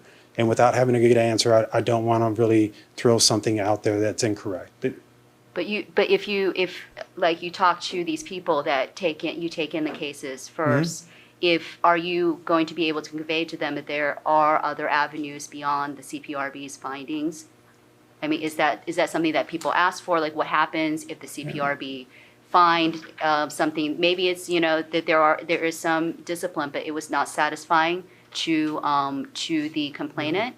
Have you faced questions like this? And I'm just saying that we all are participating in this educating and bringing awareness to the community. So I just want to make sure we're all on the same page. Yeah. especially. No, I concur with you, ma'am. I think you're spot on. The challenge is it has to be communicated by all levels. And right now, there is no communication. And the citizens aren't asking about that right now, which doesn't mean that that's right. It just means that there's an information gap, right? We've got to feed that information. We've got to build that transparency. But I can't answer that because there's a lot of entities that go into that answer. And I think, once again, the right principles, the right people that are in there that can get that done. And I think that's where we need to go with this. Okay. Well, sorry, one last question for both of you. Since many of us are on committees that will require records in your proximity or possession, what would be the best? We have a policy that any commissioner can ask for records while CCing the executive director. I would like to hear for your process, what is the ideal situation for you for us to request records from both of your departments? So, I mean, I've got a chair, Billy Sharp. That's the best I can give you right now. I mean, that's who I report to. Okay, so you are suggesting that if we need any OPS or CPRB records, that we go directly to Billy Sharp? I'm not suggesting that. You asked me where I would get my directives from. I'm just telling you where my directive would come from. That's all. Okay. I'm sorry. Well, records, packages. I mean, I still answer to a board that has to, like, there are some policies and procedures that just have to be outlined. I am not opposed to not being able to do the job that is required. But as was stated, policies, procedures, like, I just don't, I don't run my own, I don't do my own thing. No, a lot of us don't. We understand. We just know that according to the consent decree, that we do not have to go through a public records request for you these don't have records. to. Right. Okay. So, and Mr. So Byland, Commissioner Wong. if Mr. Byland can answer that part of the question, thank you. Okay. Sure. And unfortunately, our process right now is that during the pendency of an investigation, those are not public records and we won't release them. Once an investigation is concluded, however, it's our preference that they go through the public records process. And the reason that is that there are significant amounts of information in those files that are not public that have to be redacted by the law department. And because the public record process already contemplates doing that, they have people who already will redact video, will redact portions of electronic files. Rather than create a separate process, it's our current request that those records be processed through the public records pipeline so that those redactions can happen quickly for you. But if in our investigations we will have access to, we're not just limited to public information. If we need confidential information, then we run into. So there are different levels of confidential information. There is a type of confidential information that you will never be accessible, and that's state computer leads OLEG records. And those are NIA case files. So yes, you are correct. You are authorized to access more records than a civilian would be, but that's not what's being redacted out of the files. What would be redacted out of the files would be things that you don't have leads or OLEG certification and access for. Yeah, I'm just concerned because the charter directly says not to go through the public records process. And I would have to defer to your legal counsel and the city's legal counsel to make those determinations. Those are not within my purview. Thank you so much. Thank you. Thank you. We're looking to continue to fine tune these processes. We continue to work in partnership to ensure. Thank you so much. Commissioner Gary Ferguson. Yes, I just have two more like scenario-based questions, and I don't know who can answer, so whichever one. So the first one would be in incidents where there's like an officer misconduct, where the officer is a Cleveland police officer, but maybe they're serving as an off-duty officer, and they might work at another department or work for another auxiliary department that may have an MOU with the city, or they may just work for like a nightclub or something. There's a complaint because a civilian notices that they are a CPD officer. Which one of your officers would investigate that?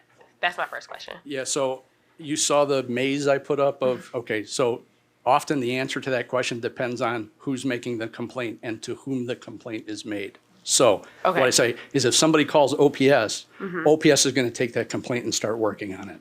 If somebody calls IA, we're going to take that complaint and start working on it. Secondary employment is something that we have control over, an officer's off-duty conduct. So we will absolutely investigate both criminally and administratively in a case where an officer is off-duty on secondary employment. That would be us, and it would probably be supplemented by Administrator Perez, but I'll let him. Just like what Chris stated, it just depends on who they call.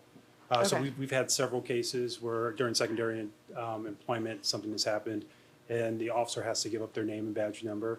And then if they submit that complaint through us, then we start. And then if it's criminal in nature, we refer.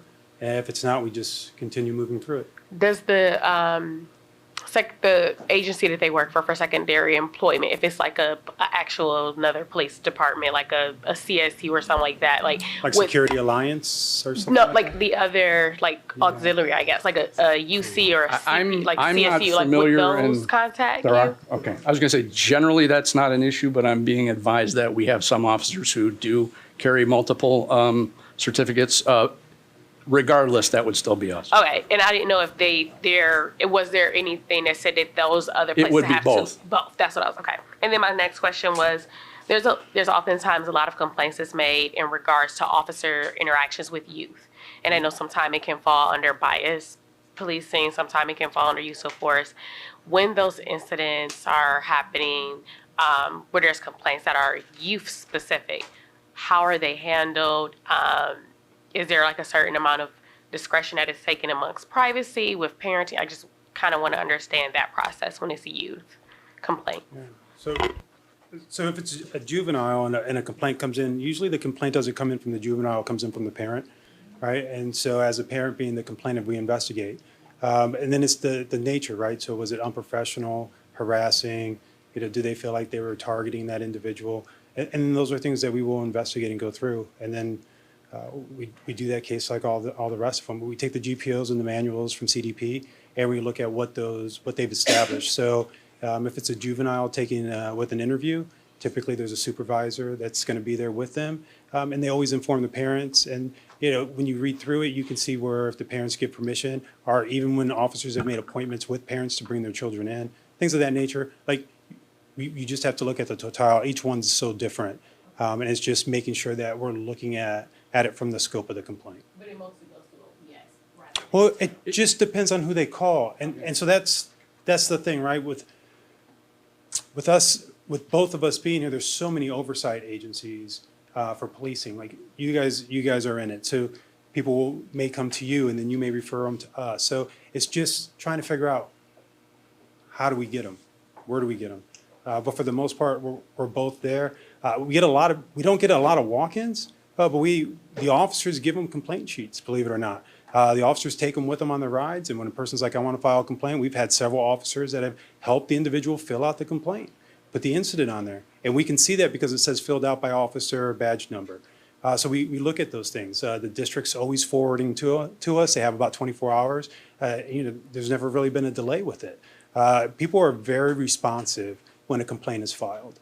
I don't think from our point of view, we get them, right? So for me to be like, maybe we don't get them all, I don't know. I just know what we get. And I would just follow up by saying, for the most part, complaints from outside of the division tend to funnel through OPS because that's the channel people are familiar with. Okay, that doesn't mean that we won't take them. Just statistically, they probably get more. And then IA tends to get internally generated misconduct, where a supervisor finds an issue, or there's a policy-driven reason why we are looking at things like, for example, uses of force. We're not looking at uses of force on a case-by-case basis. We're looking at them, it's driven by policy. But that being said, it's not unusual for us to have a use of force case involving a juvenile where we find out perhaps that the use of force wasn't reported properly. Well, that wouldn't be something that OPS handles. That would be something that we would handle as internal discipline, and we would push that up through the disciplinary process.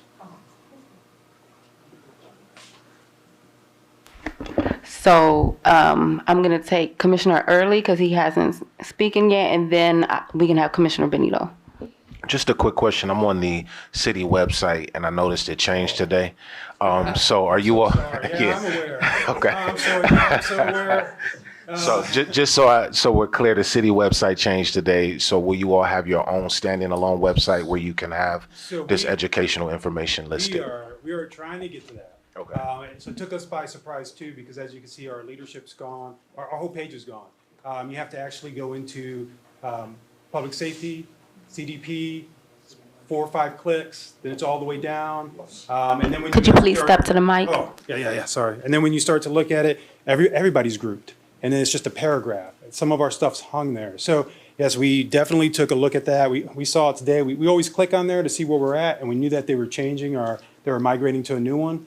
So we're working, we brought it up, and we're in conversations with Dr. Anderson just to try to figure out like what's the best way to go. You know, CPC has a great website, so we are looking at like what are our options, what are the things that we need to do, is it something that we need to put into our budget, like what's that cost analysis look like? But we are very aware, and I do apologize for that. Yeah.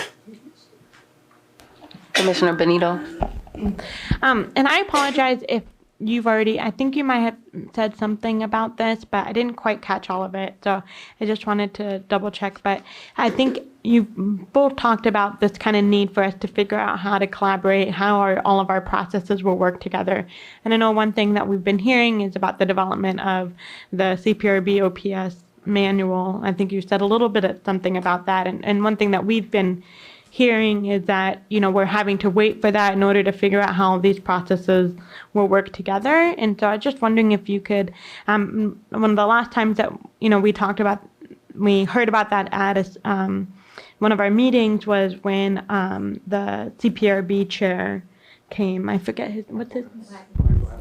Thank you, Mr. Hess.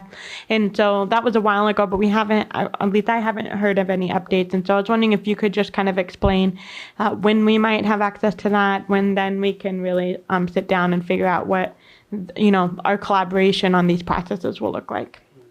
And so, I mean, sadly, I don't have access to it. What I have access to is the current one that's, I don't want to use the word outdated because we were so out of compliance that using it now is really helping us, right? It's bringing back those touch points. It's bringing back a lot of things that were already in there, that were outlined, that were structured. So that has really been where our focus has been. I can't tell you when the new one will come about. I think, once again, that's one for the principals. And so you haven't been made aware of any updates on that? So I'm going to say the same thing that people probably told you. I know that it's in the works, but Yeah. I haven't validated or confirmed. Okay, thank you. Appreciate it. Thank you. Thank you so much. So we'll have our final comment from Co-Chair Ridgway. Personally thank each of you for coming. I thought it was a great idea when it was suggested that you come and present together, because there's so much that may begin in one area that may migrate over to another one, and I felt that it was super important that we understand this whole information flow from one, you know, agency or department to another. I've just been very fortunate to have been sitting in your meetings, Administrator Perez. I have attended every meeting since April. I was even online yesterday with your meeting, and I have learned so much from being there. And I have seen parents come in with their youth, you know, to speak. I have seen instances where people who had filed complaints did not agree, you know, with an investigator's report. And that investigator, you know, stepped back and they did some additional work and brought it back. So I really appreciate that flexibility that exists. And I think one of the most important things you have said is about patience, because you both are fairly new, you know, to your position, but so are we. You know, and I think that we need to be able to understand the processes and rules that other organizations or agencies have to see how we can work to best get that information. And I particularly want to thank you, Administrator Perez, because you did open your door, and my co-chair and I, we went in and spent a couple of hours with you a couple of weeks ago to try to come up with a process for getting the cases that have been closed. And it was very encouraging to see that you could put a package in front of us that had everything in it.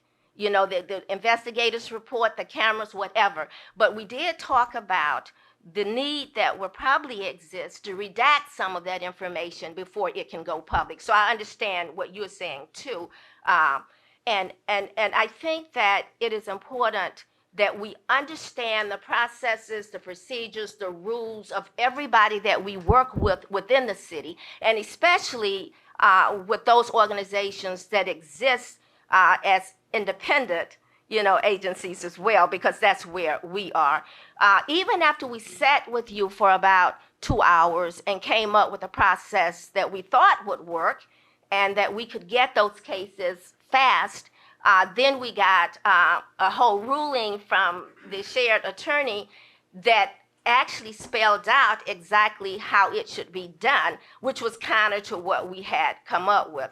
So I do think that there is a need for more clarification. There is a need for further collaboration, you know, to make sure that the information that we need in our committees to do their work, you know, that we can get it as expediently as possible. But I think that we made a good attempt to get started with that, and I want to say thank you to each of you.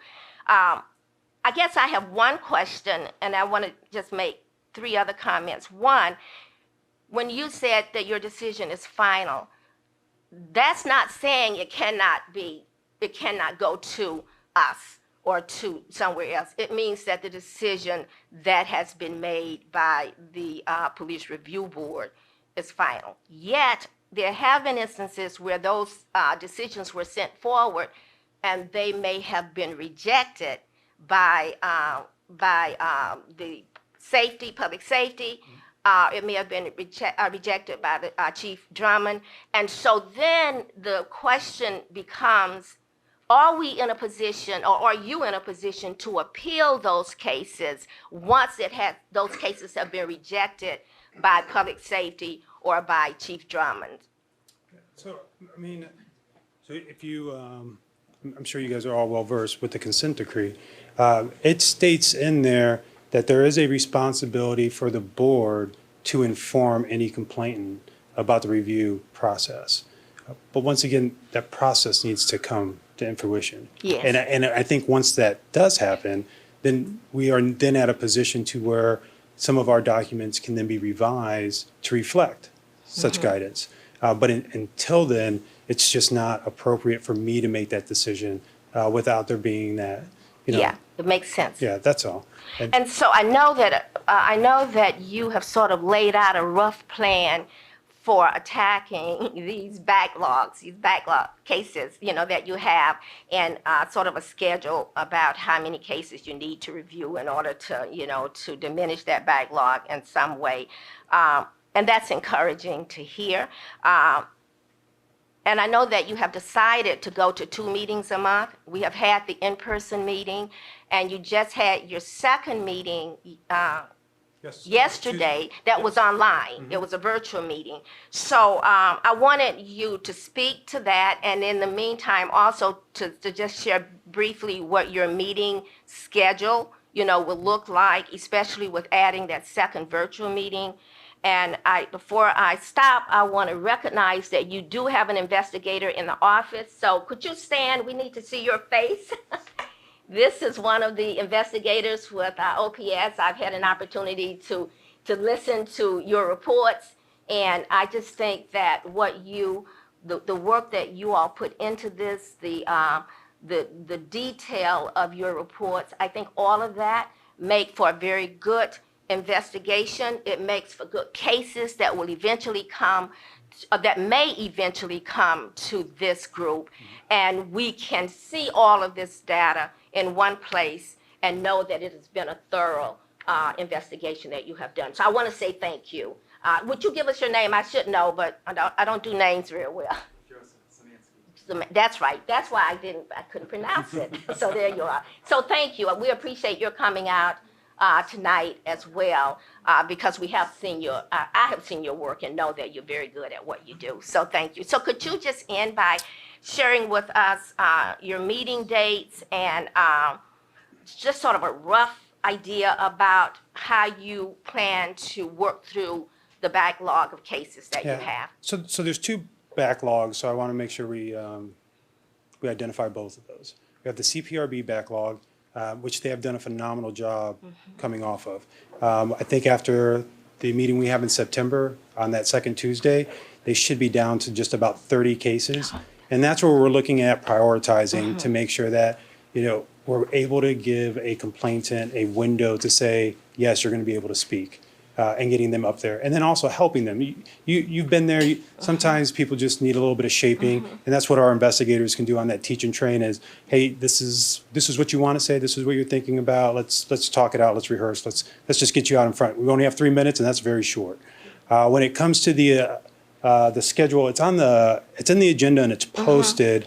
And so the chair, Mr. Sharp, has decided that September will be our last two.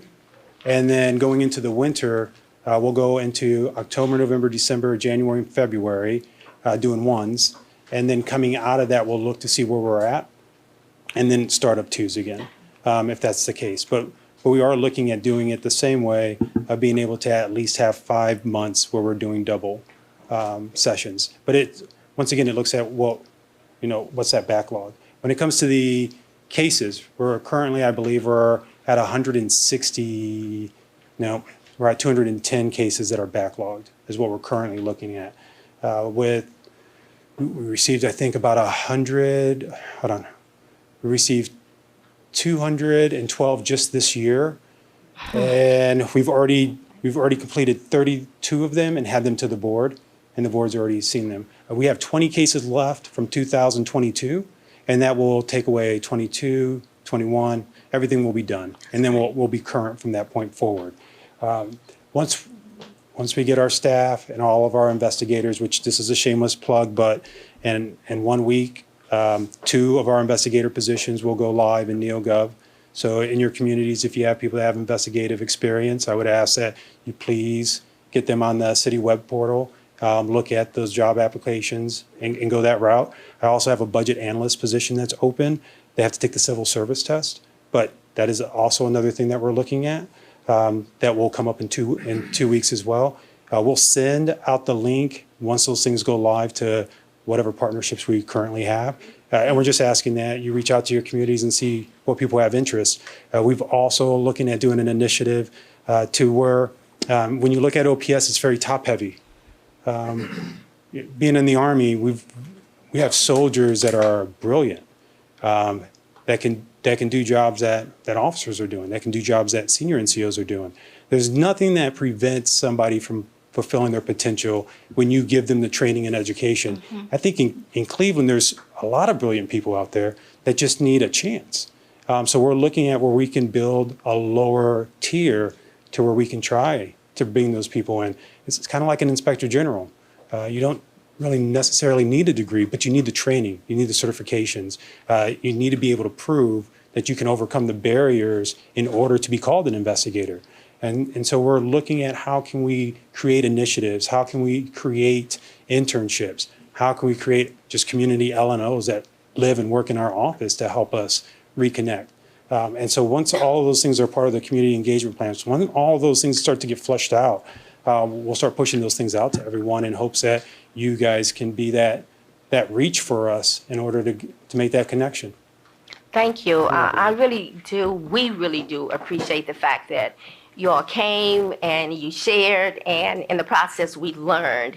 And I would just like to make this final comment that that when we talk about community awareness and knowing what each of you do, we have that same issue here. Almost daily, people say, well, what do you do, in your role on this commission? So I think it's something that we all share, and I think it is a task that we all must work to overcome. And the best way to do that is through community engagement. I'm just sitting here looking at you, Shelley, and realizing how much that drama series that you did made the community more aware of some of the issues that we face. So thank you again, and appreciate you so much. Thank you. Thank you so much for your attendance. we look forward to working in partnership. So for the next item of business is the co-chair report. Is there anything you would like to say? And then I think as co-chair, I only want to make one comment, and that is that we have now had 3 meetings with the federal monitors out of DC. And I think we are planning to do this once a month. We may end up doing one other one as we move closer to the October report to make sure that we are feeding information from our commission that would be reflected on the progress report in October.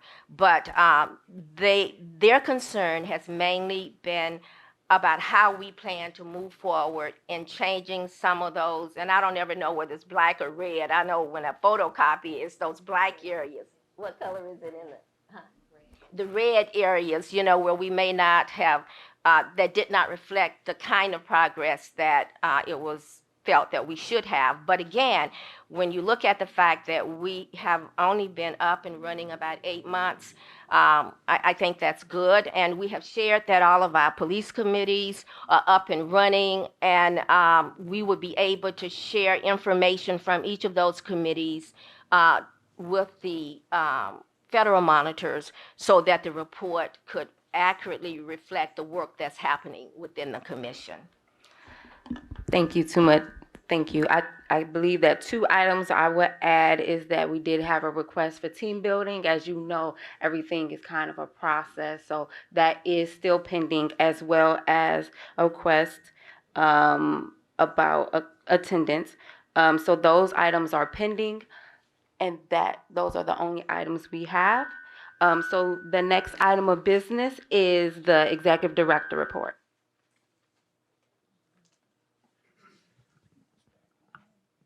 All right, it's still on here. Good evening, commissioners. Good evening to the public. Thank you all for taking your time again tonight to be here. I'm going to try and give you some of your time back since we're a little bit behind here with my portion. So I'll just keep it to 2 items tonight. One is an update on hiring. The first part of that is I am happy to announce that we will have our assistant administrator in place on September 4th. And that person is a returning member of the staff, Ms. Janita Thomas, who is currently executive assistant in Joe Jones Ward 1, will be returning to her old role. She's a very well-respected member of the community. She's outstanding at service. It's all she's done with her life, is be in these positions where she's able to help community members solve their problems through her jobs. And so we're very fortunate that she wanted to come back and rejoin at this important moment and take up some of her old duties in addition to the new duties. So we look forward to reintroducing her at the September meeting to the public if people don't see her or already know her. The next item is the Assistant Director of Law, which is a joint position. So we are waiting for an update from the Law Department, followed up several times with Mr. Delonte Spencer Thomas, who is the point person, and have not received a response as of yet where they are in that process or how many applications are received. So I will continue my pursuit to move that forward as quickly as possible. So moving on to item of business here that I think a lot of the community has been waiting for, and that's the question of what are we going to do now that our committees are formed. So if you've been paying attention to committee meetings, committees have been working hard to come up with work plans. We call it a framework for what we will be doing for the next roughly 18 months. The reason that we put a plan in writing is so that the community knows what we'll be working on, the division knows what we'll be working on, the city knows, CPRB knows, everybody knows what our general plan is. The hard part about this is when the citizens empowered this commission, there was so many things that they could choose from, right? So I think there's 25 duties and powers or more, maybe within a few of that. that they could potentially get involved in, right? And then there's also, to co-chair's point, there are chapters in the consent decree which we are out of compliance with. So we have to maintain our duties to the citizens and to the charter, and at the same time also move forward as quickly as we can to get back in compliance with the consent decree and move the whole decree forward.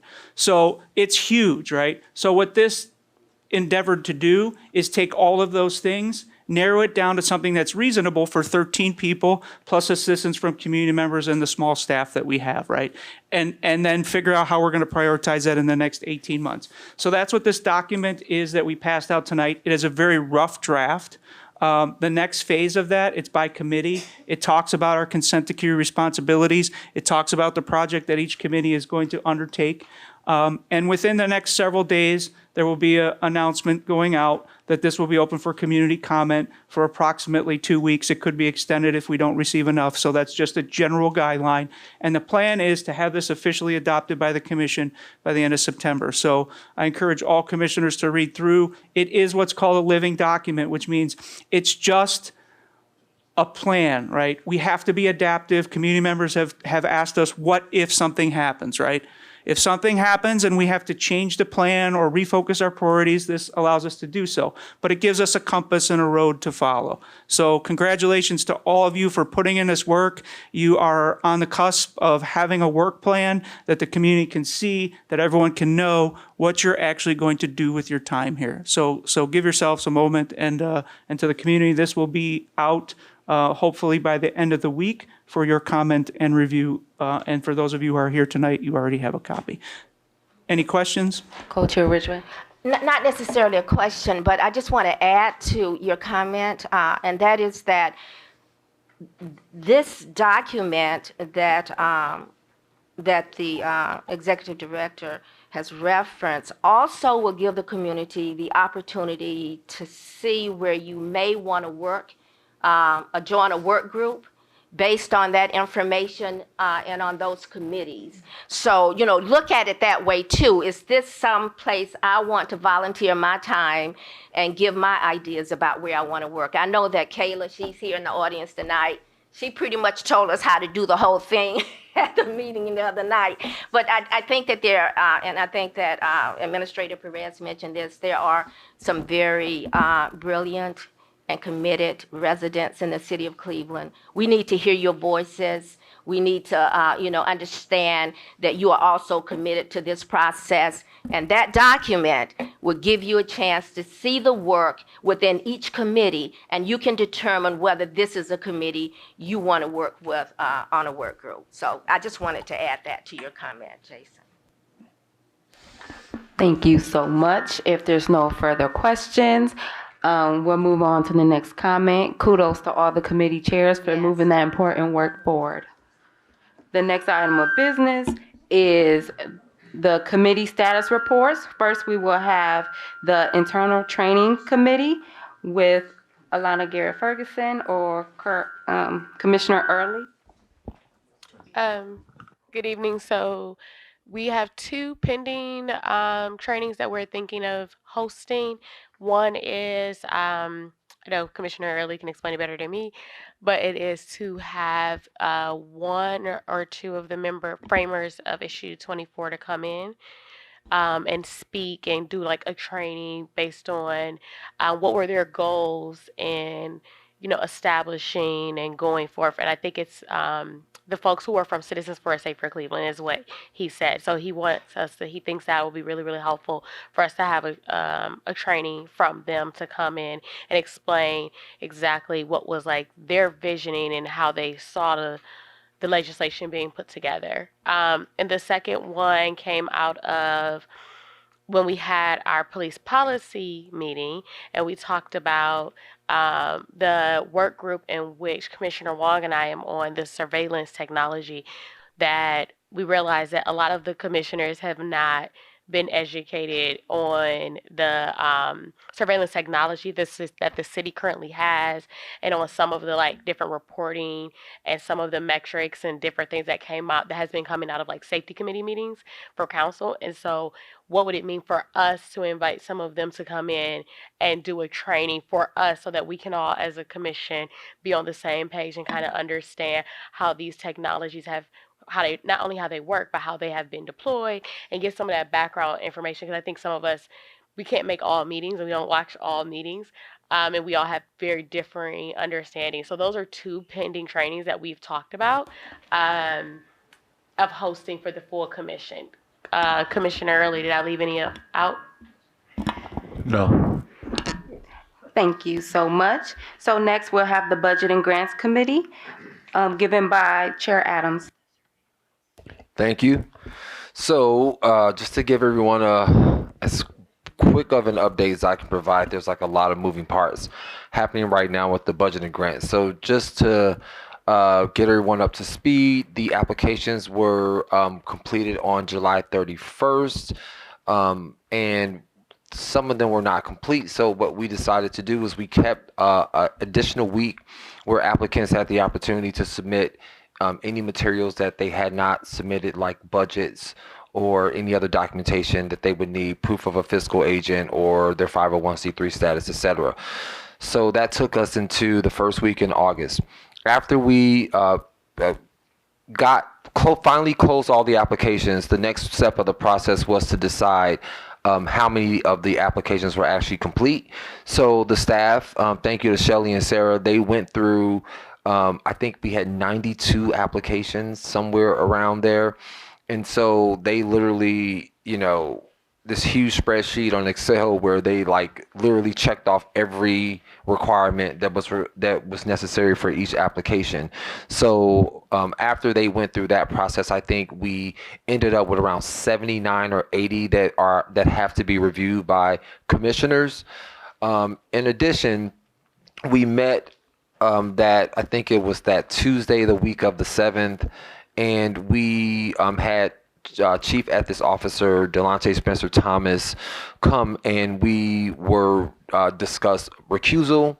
We discussed conflicts of interest, and so every commissioner on the committee did sign a conflict of interest, a disclosure form, where we identified grants that we may have had a conflict of interest with, and so we recused ourselves from those grants that there may be some issues with. So that kind of was something that I think that we weren't planning to do, but then we felt like we had it to do. And so it sort of, was a step that we needed to take to ensure there was some integrity in the process.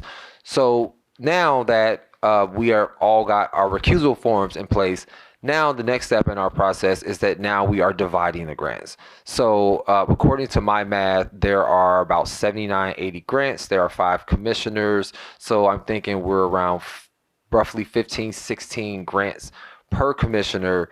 Our goal is to have 2 commissioners to review each grant. So I would like to stick to that, but this is like a heavy load of work that we're doing right now. So ideally, I would love 2 commissioners, but I would like to extend an offer to the other commissioners that if you would be willing to help us to be the second person to review any amount of grants that you can, I would welcome it, because it's just a lot of work that we're doing on our end right now. So we will divide them. One of the other issues that came up that kind of we felt like we needed to do, we didn't want to slow the process down, but we keep saying that we want to do this the right way, and we know that we're not going to get everything correct, but anything that we can see, we want to fix. So there was an issue brought up at our meeting earlier this month where we realized that maybe there could be some ambiguity with the language in terms of sort of like how do we define what's measurable, how do we define what is substantial, and sort of we went back and how do we define a grassroots organization. So we went back and several of us worked together to sort of hanker down on what those definitions would be, so that as different commissioners are reviewing grants in their own spaces, that we're not using different definitions for the terms that are on the rubric so that we can score them. The other thing that we talked about was on the rubric itself, there are, I believe, 7 categories. They're up to 4 points each, so that rubric can you can get up to 28 points on that rubric. And so our process will be that rubric will be 40% of the final score, and then the next step of the process is after you achieve a certain score. I think that score should be 17. I think that was suggested by Lou. 15 was too low. Once you achieve a score of at least 17, what happens next is that we set up an interview with you. So we will be setting up virtual interviews where you will get to you will be asked questions, and so will be some clarifying questions. So Commissioner Zayed and Shelley Williams worked on those questions. I just kind of reviewed them, and I will share with them some of the updates and changes that I made. So based on the math, 40%, 60%, 28 points on the rubric. That means that the interview process has to be worth 60%. So just by happenstance, there happened to be 7 questions, and then we ended up with 6 points each, 40. So that it will be exactly 60-40. So basically where we are now is that we have a draft of what the contract will look like from the legal department, and we are essentially about to start reviewing grants. And I'm looking at the timeline, and what I'm thinking is that we should still be able to get through everything, I think, by the middle of September, which still keeps us in step with to meet the deadline that we initially set out, which was November 1st. So I know that was a lot. That was as fast as I could do it. Thank you. I understand. We're running a little short on time. So we have the Rules Committee by Chair Wong. Hi, thank you so much. Thank you for hanging in there. So we have the Rules Committee has two rules for consideration. The first rules is to advance the Rule 1.7.2. It's an amendment dealing with meeting minutes to the Commission for vote. This was done in an effort to streamline our meeting minutes in order to provide salient information to the public, but also that it's not cumbersome for our note takers and meetings takers. So are there any questions? I'd like to make a motion to vote up or down for to advance Rule 1.7.2. Do I have a second? I second. Thank you. Is there any discussion or questions?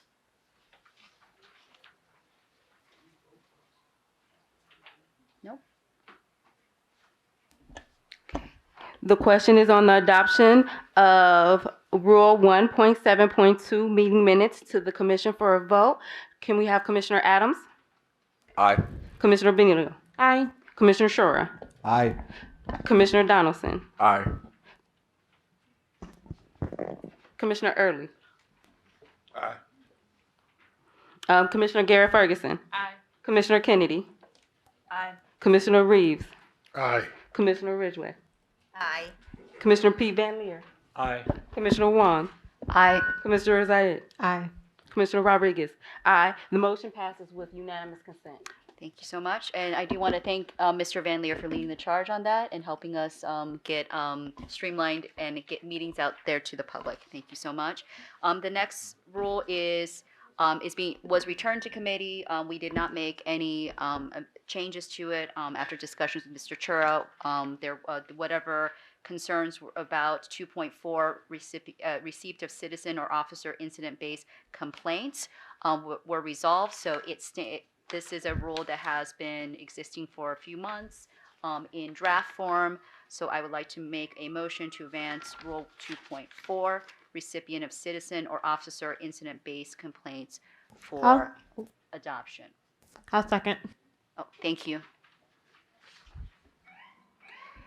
The question is on the adoption of Rule 2.4, receipt of citizen or officer incident-based complaints. So I'm assuming do we have any question or debate? Hence none, we can move for the vote. Commissioner Benito, Aye. Commissioner Shura, Aye. Commissioner Donaldson, Aye. Commissioner Early, Aye. Commissioner Garrett Ferguson. Aye. I don't want to make sure. Hold on, let me see if I missed any. Commissioner Adams. Did I skip you? I wanted to go last for once, but aye. Oh, thank you for that catch. So I was at Commissioner Garrett Ferguson, Commissioner Kennedy, Aye. Commissioner Reeves, Aye. Commissioner Ridgway, Aye. Commissioner P. Van Leer, Aye. Commissioner Wong, Aye. Commissioner Zayed, Aye. Co-Chair Rodriguez. Aye. Motion passed with unanimous consent. The next item of business is the police policy. Thank you, Co-Chair. So the Police Policy Committee has met since our last meeting. We met last week. We discussed a framework that Director Goodrick mentioned. We're in the process of finalizing that. And I think I've covered this in previous meeting. We have the two work groups, surveillance technology, which Commissioner Wong referred to. And the second is looking at how we can look at police response to people experiencing behavioral health crises, and crisis intervention, and crisis response. We're looking at an array of other issues. If you look at the document, recruitment and retention, discipline, review process for general police orders under the consent decree, and bias-free policing. One specific action we've taken since our last full commission meeting was we sent a letter to the BIB administration, including the mayor, the safety director, Chief Drummond, and Dr. Anderson also received a copy, requesting information and dialogue around aspects of the city's new initiative, the Raising Investment in Safety for Everyone, or RISE, including the deployment of external law enforcement agencies in Cleveland and some other partnerships mentioned in that document. So we sent that letter August 8th. We received a response from Director Howard last Friday, and in the process of drafting a response to Director Howard. So that's pretty much it. I don't know if the work groups have anything else they want to mention, but I hope I've covered everything. Thank you so much for your report. The next item of business is Police Training Committee by Chair Adams. All right, so thank you again. I did miss one thing on the budgets for the commission. It is likely that we will probably need a special session sometime in the first couple weeks of September to pass all the grants so that we can get them to the law department. So I forgot to say that, but that's probably going to be something that we're going to have to do. As far as the training is concerned, I'll keep this really simple. Right now, I think what's important for the commission is that we are trying to plan a community event with police training. So the idea behind it is that we will invite the police to do some of their reality-based training. They will do it in front of the community. And so right now we sent them a proposal that Shelley Williams helped draft up for us. So essentially the police will actually do their training in front of the community. It will be like an event where we will have like maybe several different trainings happening, maybe some breakout rooms. Hopefully we can do some surveying with the outreach committee. So we're currently planning the event. Where we are right now is essentially we have not been able to get the training review committee from the CDP to lock in a date yet. So once we can get a date locked in, then we'll work from there. But the goal is by the end of October that we will have an event where the police will actually do their use of force training. That's being led by the work group that is headed by Commissioners Donaldson and Chura. And so I know that you met Commissioner Donaldson. I don't know if you want to speak about your meeting with Commander Maguth on Friday. Yes, thank you. So Commissioner Chur and I met with Commander Maguth and Lieutenant Smith, and we just talked about the event, and then we also talked about the curriculum review process. So in July, the Police Training Committee provided feedback to some of the curriculum that was presented, and we found that we didn't really have much time to review that, but we understood that they had certain deadlines to meet. So the purpose of us talking with Commander Maguth and Lieutenant Smith was to establish a process moving forward for how the Police Training Committee will review curriculum and how we will make our feedback known. And long story short, one of them will be attending our meeting in September. So September the 13th, either Commander Magooth or Lieutenant Smith will come and provide us with the outline of the curriculum development plan, which I have here already, but they're just going to present it to the committee and then also to the public if you want to attend and watch, just so we can determine how moving forward the training committee can provide feedback that will be reviewed in the appropriate amount of time and hopefully incorporated into the curriculum. Thank you so much for your report. So we have one final report for the community outreach. Commissioner Zai, Chair Zai.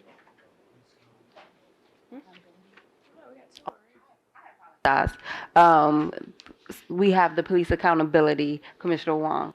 Much. We have met a few times, and we are the committee is trying to really learn these processes in this very complex system of not only discipline but accountability. At our next meeting, we will plan to go through this draft framework. I just would like to read off of just the work groups and briefly explain them for people that do not have the benefit, not the entire. So I'm just going to explain. So the work groups we have for the community are first the Brady Giglio work group. In that work group, we're going to be trying to fulfill the duty given to us by Charter 155 and various other Supreme Court rulings to make sure that exculpatory evidence based on officer credibility or integrity issues is given to the defense. I know a lot of our work groups in accountability sound very technical, but we do understand that there is a community-facing element, so we include people that are passionate about these issues, not to be deterred by the relative appearance of expertise that is needed. The second one is a discipline work group, and that is to systemically look at the discipline system and to see if there's any trends and issues that can be improved upon. So that's a very broad work group with a lot of importance. We have a work group for sexual misconduct and gender-based violence, and that will be obviously to address issues involving officers and sexual misconduct and gender-based violence, if that is your passion. And the last one we have as a work group is the Workforce Accountability and Labor Management Work Group. So that's for people that want to take some other learnings from social sciences or neuroscience, or want to learn these things and see if there's other elements and other forces that we can use and learnings to identify opportunities to improve just the labor aspect of, to assume that there's not based on individual officer conduct, but there are ways systemically that we can encourage and incentivize better adoption to the GPOs and behavior outcomes. So that's the only update I have. We don't have a meeting set yet, but once we have, we'll announce the agenda. But if anyone wants to learn more about these work groups, please come to our next meeting. Thank you. So for the final item of business is community outreach. Commissioner Zayed. Thank you, and hello, everyone.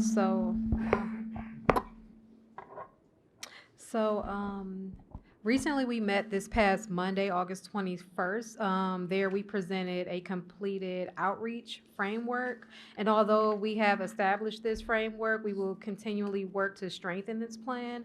We also completed the establishment of 2 work groups. One is a CPC annual survey work group, and are you guys open to taking more people to work from the community to work with you on that? So if anyone is interested in working on the annual community survey, please reach out to us. We also have implemented or developed a framework advancement team where we'll support all of our goals listed in the framework, and that is the projects are the CBC community survey. We have a CPC outreach plan that we're working on, and also we recently added the go of the project CPD community engagement and community confidence assessment, and we created that project so we can become compliant with 17C on the CPC consent decree compliance chart. So we are So by our next meeting, we are eager to work with individuals from the CPD's recruitment team. So we're working on that. Our next meeting is scheduled on Labor Day, so we're not gonna have that meeting. So I'll get back to everyone with when our next meeting will be scheduled. Let me see, I'm gonna make sure I'm not missing anything. So yeah, hopefully our next meeting, we could have those officers who work with the recruitment and outreach come and just tell us about where they are with their outreach, their recruitment plan, and how we can support getting qualified officers or drawing qualified officers to apply. Are there any other things, outreach committee, that you want to add? Alrighty, that is all. Thank you. Is there any further business at this time?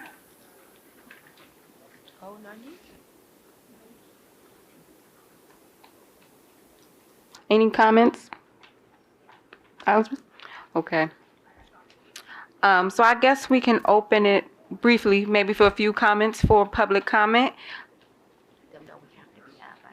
Oh, but due to our contract with the library, we have to be out by 8:30, so we might have one or two, just so we're aware.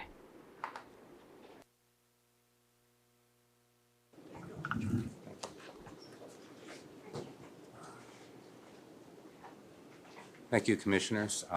And to the Chair. I just had a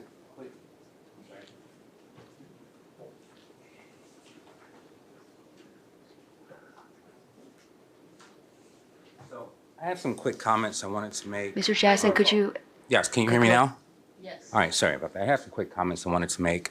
I brought my papers with me, but we're in such a rush I don't have time to look for them. My name is Richard Jackson. I've spent 30 years in the Cleveland Police Department. I also was a commissioner and two-time co-chair of the commission. I am also one of the writers of issue 24. There were some things that I've seen that I really wanted to address. First of all, when you guys were first sworn in, I know that there were some protesters. I want you to know that it wasn't because of you individually for each one of you. It was about the process they were angered about, because there was in the law that there should have been an attorney. One of the commissioners should have been an attorney. That was purposed that way. The other thing I wanted to get to really is about the processes here. In order to be effective, you're going to have to learn to build capacity and not deal with singular issues. One of the singular issues I know that everybody went into an uproar about was about the executive director. And I've worked with him myself, and I can tell you, you guys have somebody who has world-class education. I mean, the guys have certificates from Harvard and MIT, as well as master's degrees from Case and so on and so forth, plus 20 years of experience on top of it, plus EMS experience, plus fire experience. The man is qualified to be the safety director. So you have everything you need. You really do. But getting further into it, what I really wanted to do, and I hope you just take this as a suggestion. I was the boss for so long, so please forgive me if I sound like I'm giving orders, because I am not. These are just suggestions. One, policy committee. I really would like for you guys to build capacity and start looking at the policies writ large.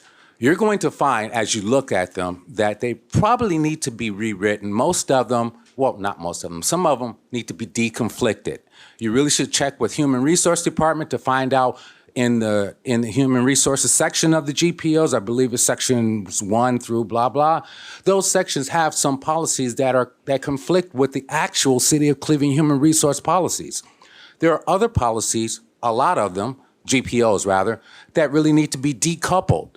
where they can go into more of a manual where the officers could get their training on, and then the citizens can understand the policy portion of it as well as the officers. They can be trained that way. You can switch out that training so that you can clearly see which actions are misconduct and which ones are mistake. Next group, the Accountability Committee. I would really like for you guys to start building capacity to see how many cases you can review per month.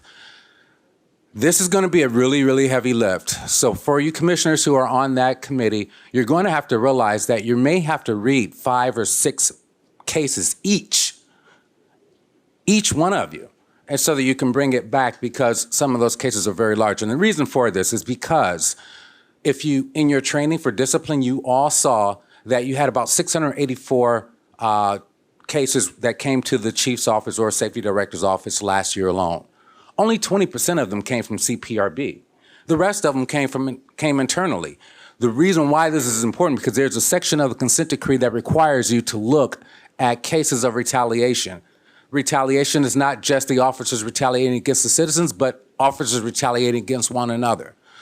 You're going to find that inside of that 80% of cases that you're not even looking at. So you have to start getting into that, which means you have to build capacity for it. The next group are the co-chairs.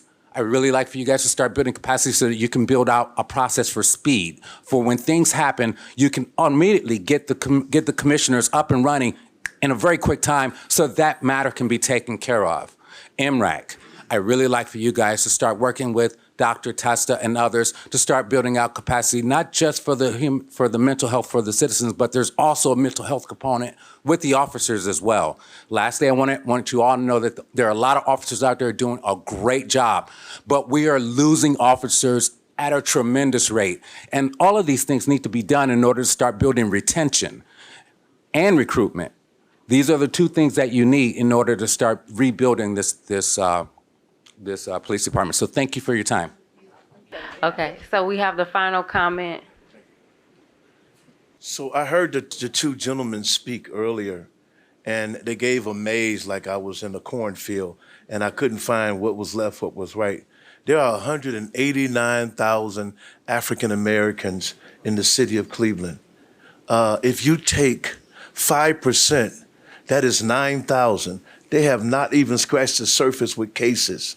And there are people that will never, ever, domestic violence, there are people that will never, ever, ever tell on the police. They scared. There are people that will never, ever pick up a phone and call. And he said, ride along? How many, I want to see how many African Americans in Cleveland ride along with the police and start pointing people out. That don't happen. That don't happen. So I'm curious of the numbers, because he missed us. He said he want to connect with us. In order to connect with us, you have to come not where we are, you have to make us feel safe. Thank you so much for your comment. We look forward to continuing this work and taking the community's input and perspective to move forward. The time is 8:28. The meeting is now adjourned.